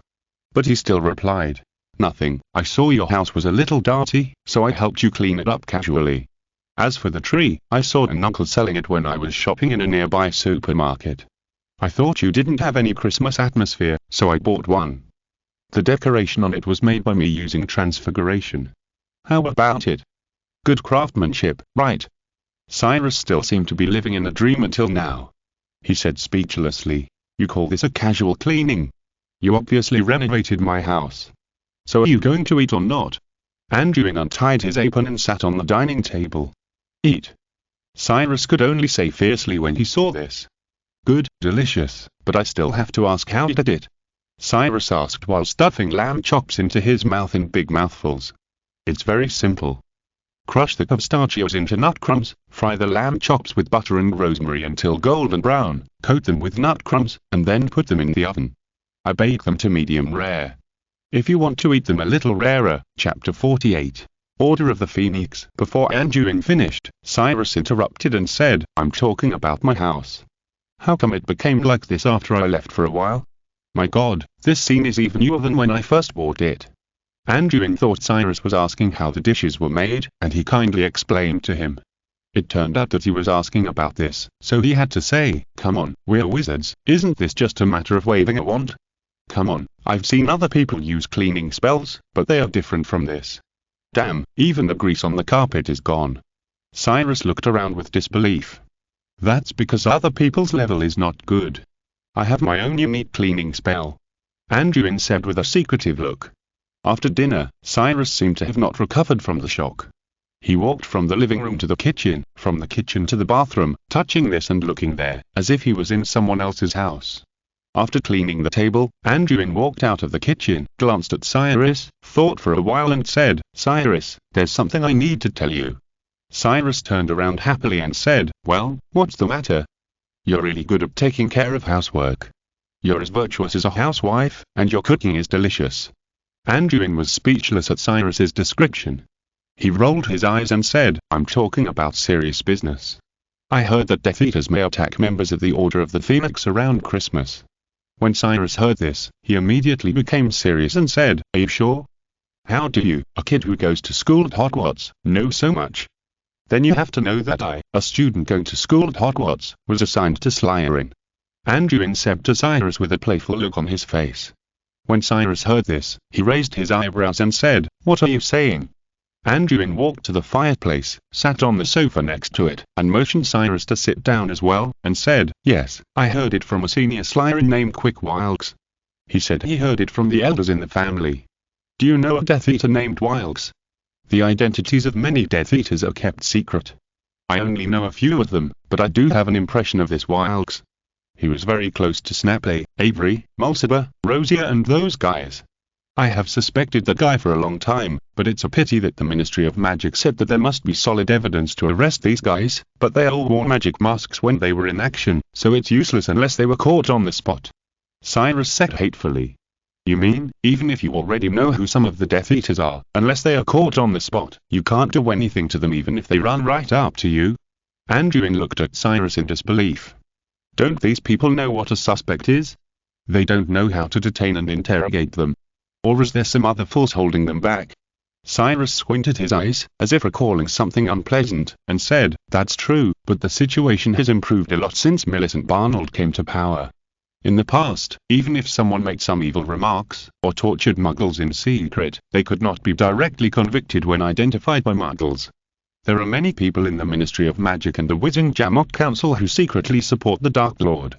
Cyrus paused and continued, "But after Millicent Barnold came to power, her attitude was very firm, and Dumbledore was constantly lobbying members of the Wizengamot for support. The means we can apply now are much wider than before.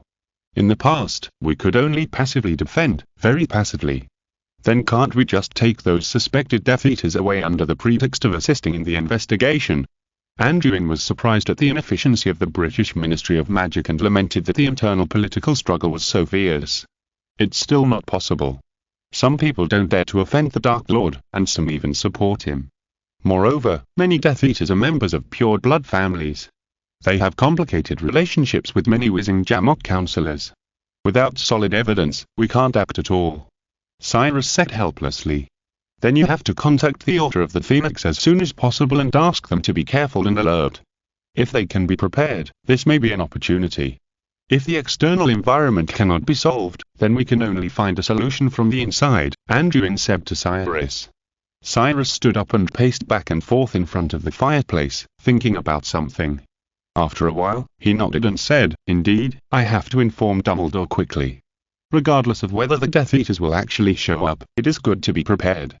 But if the Death Eaters find that we have already ambushed them when they attack, they will definitely investigate the reason why the news leaked, which may put you in danger." Cyrus considered that, first of all, although he attached great importance to this kind of warning news from underage wizards, he was not sure whether it was accurate. Secondly, if the attack really happened, the Death Eaters would most likely conduct self-inspection, and Anduin, who was related to the news leak, might be in danger. Anduin thought about it and thought that although there was such a possibility, his news was actually obtained from Rosia, and the possibility of him being exposed was not great. If he was really exposed, the worst that could happen was that he would stay in Hogwarts forever. After thinking it over, Anduin said, "The way I get the information is very covert, and it is unlikely that people will notice that it is me, so there is no need to worry about it. Besides, I am not a pushover. Have you forgotten who saved your life?" When Cyrus heard Anduin mention this, he immediately became unhappy and said, "You have to understand that I can still kill those two idiots without you in the way. You are lucky that you were not injured by the Death Eaters." After that, he came to the fireplace, took out his wand and cast a spell on the fire. Soon, an old man's face appeared on the charcoal fire, and he could vaguely recognize Dumbledore's appearance. "What's wrong, Cyrus? It's rare for you to talk to me directly in this way." Dumbledore, who was made of charcoal, looked at Cyrus. "It's like this, there is a situation to report to you." Cyrus repeated the information Anduin told him to Dumbledore again, and put forward his own guess. "Well, very important information." Anduin, right. I remember hearing you and Lily mention him before. I didn't expect that he would live in your house. I will personally host a meeting of the Order of the Phoenix tomorrow. Could you please bring Anduin as well? After all, some things need to be confirmed in person." Dumbledore said. Chapter 49 Assembly. Cyrus turned to Anduin and asked, "Is it okay, Anduin?" Anduin didn't care, and he wanted to see the so-called Order of the Phoenix, so he nodded and said, "No problem." Dumbledore in the Flames also nodded and said, "Well, very straightforward, young man, this way I am more sure of the authenticity of the news, thank you, Anduin." Seeing this, Anduin also replied indifferently, "You are too kind, Professor, I'm just trying to protect myself, after all, I'm a Muggle wizard." "Humble young man, then it is decided. I will notify you in advance tomorrow, and the location will remain unchanged." After saying this, Dumbledore disappeared in the flames. "Okay, Anduin, go to bed early, I will take you there in person tomorrow." After saying this, Cyrus also stretched and laughed. Yeah.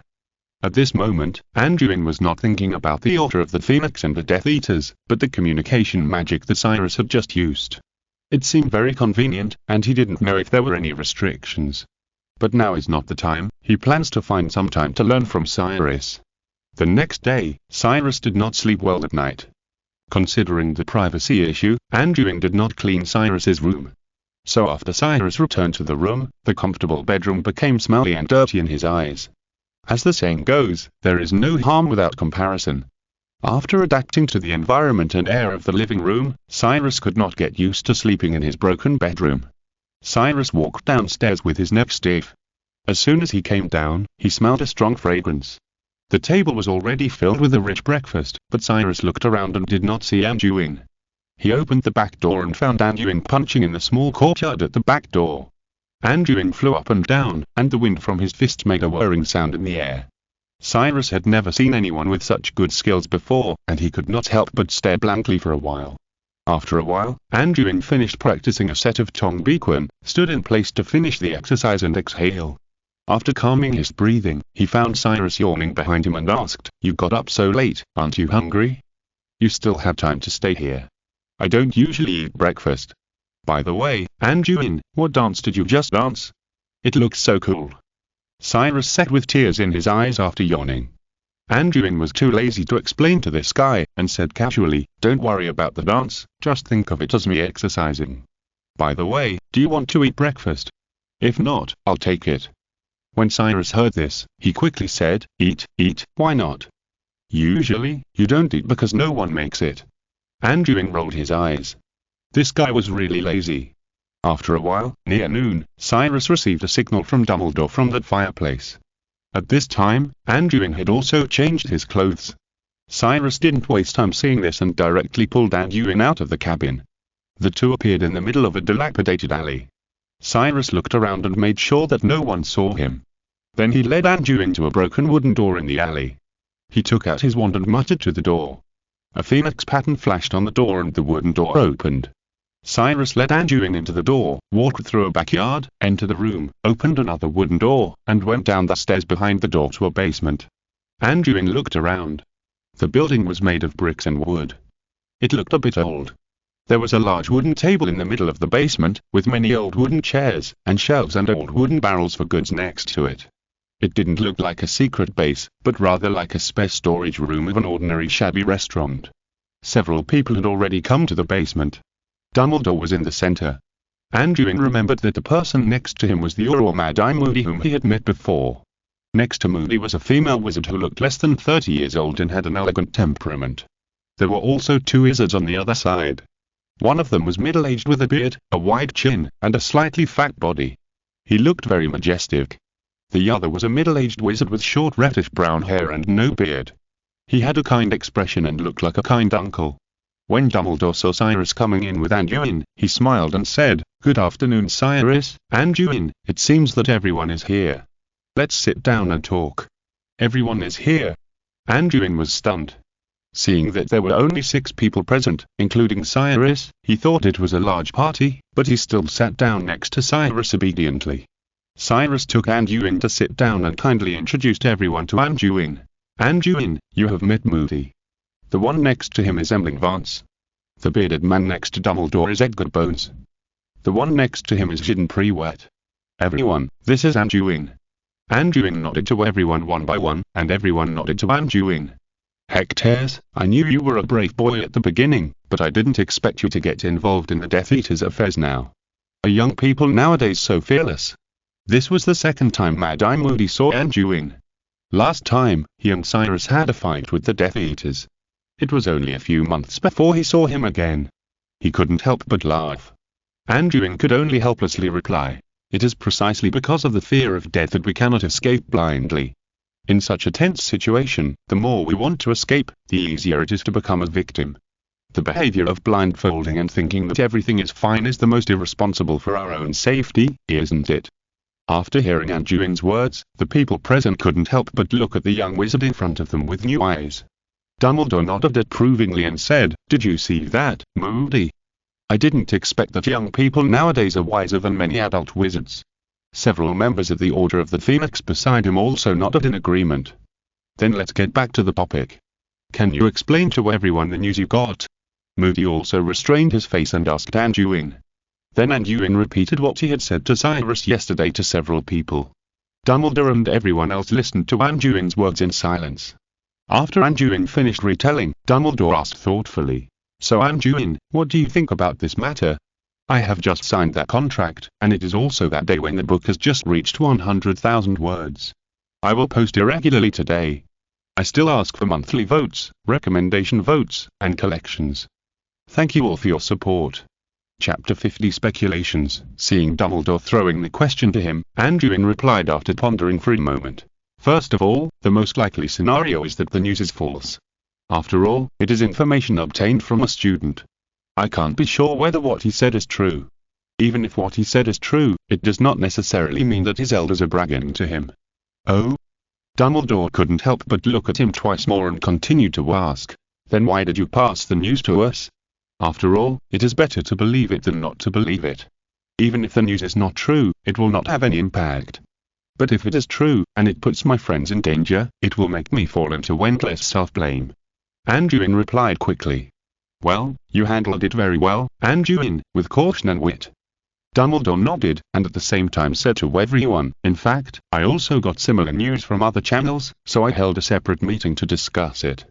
So that's it, Anduin said. Why did Dumbledore take it seriously immediately without confirming it when he just provided the news to Cyrus? It seems that the headmaster is also a bit of a man. I don't know what channel he is talking about. Could he predict magic? Or is there an undercover among the Death Eaters? The people around him also had an expression of sudden enlightenment. Then it seems that the Death Eaters may really launch an attack around Christmas, but I don't know who the target is. Are they preparing for a large-scale attack or ambushing a lone person? Edgar Bones touched his thick beard and said, the chances of attacking a lone person are not great. Now that the holidays are approaching, everyone usually stays with their families to prepare for Christmas, and there is not much time to go out. Jean Privet thought for a moment and said, then we should also remind them to pay attention to personal protection during the holidays. Moody said seriously. Everyone nodded in agreement. If they are preparing for a large-scale attack, the most likely scenario is when people gather together. Do you plan to gather around Christmas? Emmeline Vance said in a gentle voice. Yes, Fabian and I are going to the Burrow on Christmas to spend Christmas with my sister Molly and brother-in-law Arthur. Jean Privet said in a light tone. At this time, Cyrus also said, Lupin, Peter and Anduin and I will attend the Potter family's dinner. Dumbledore also said in a deep voice at this time. There are also the Longbottom family and the McKinnon family. They are also big families, and there will be no small number of people gathered. When Moody heard that these guys were all happy and harmonious, he said speechlessly, Hectares, I will spend Christmas alone in the Ministry of Magic. It seems that I am quite safe. Anduin saw that Moody actually had a sense of humor, and couldn't help but feel ridiculous. He lowered his head and covered his mouth, laughing silently. What are you laughing at, kid? Living alone is much easier than those guys with families. Moody saw that Anduin dared to laugh at him, so he deliberately made a fierce expression and said, I agree with this. After all, I have lived alone for many years. Living alone is not as bad as you think. Anduin controlled his facial expression and said to Moody in agreement. Moody felt embarrassed to be angry with Anduin after hearing what he said. He could only smack his lips and look at Dumbledore again, saying, most people in the Ministry of Magic are on holiday during Christmas, including the Aurors. There may not be anyone on duty in the Department of Magical Accidents and Disasters. If no one monitors the magical fluctuations in London, it will be difficult for us to maneuver if there is a Death Eater attack. Dumbledore thought about it and considered this troublesome problem. Christmas is indeed a special time. When everyone is happily spending Christmas, if they are suddenly attacked, they may be caught off guard. The Aurors in the Ministry of Magic will be on holiday, which will lead to a sharp reduction in manpower. If they do not respond in time, they may not be able to provide support in time. It's really troublesome. Can we only passively defend? Why don't we take the initiative and find trouble with those guys first? Cyrus said impatiently after hearing everyone's discussion. Seeing this, Dumbledore could only comfort him. Don't worry, Cyrus. We will find a way. Provoking a conflict first will only make the situation lean towards the Dark Lord, which will make us more passive. Besides, I'm not 100% sure that I can defeat that person now. Anduin was shocked when he heard this. Even Dumbledore was not sure that he could defeat Voldemort. He didn't know how strong Voldemort was now. After thinking for a while, Dumbledore said to everyone, I will find a way to deal with this matter. Cyrus, take Anduin back first and prepare to have a wonderful holiday. Fortunately, we have been prepared and we should be prepared at any time. After all, bad things may not happen, right? Seeing Dumbledore say this, Cyrus could only scratch his head in annoyance and let Anduin out of the basement. The remaining 5 people were still discussing countermeasures in the basement. Dumbledore, do you have any guesses? Edgar Bones, as one of the founders of the Order of the Phoenix, knew Dumbledore very well, so he asked.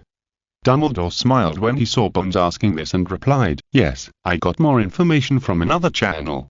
I'm almost sure that the Death Eaters will definitely launch an attack on Christmas, but I still have some concerns. What do you mean? Mad-Eye Moody looked at Cyrus, who was leaving thoughtfully, as if he had thought of something. Dumbledore looked at Moody and said, do you know why I only called a few of you here today? I suspect that someone in the Order of the Phoenix may have tipped off the Death Eaters. You know, the names and addresses of most of our members are kept secret, but the Death Eaters don't seem to worry about not being able to find our people. Jean Privet asked in confusion, you mean, there are traitors in our Order of the Phoenix? So you sent Cyrus away in advance? Edgar Bones seemed to have thought of something and asked. Could it be? As soon as a guess emerged in everyone's mind, it was interrupted by Dumbledore.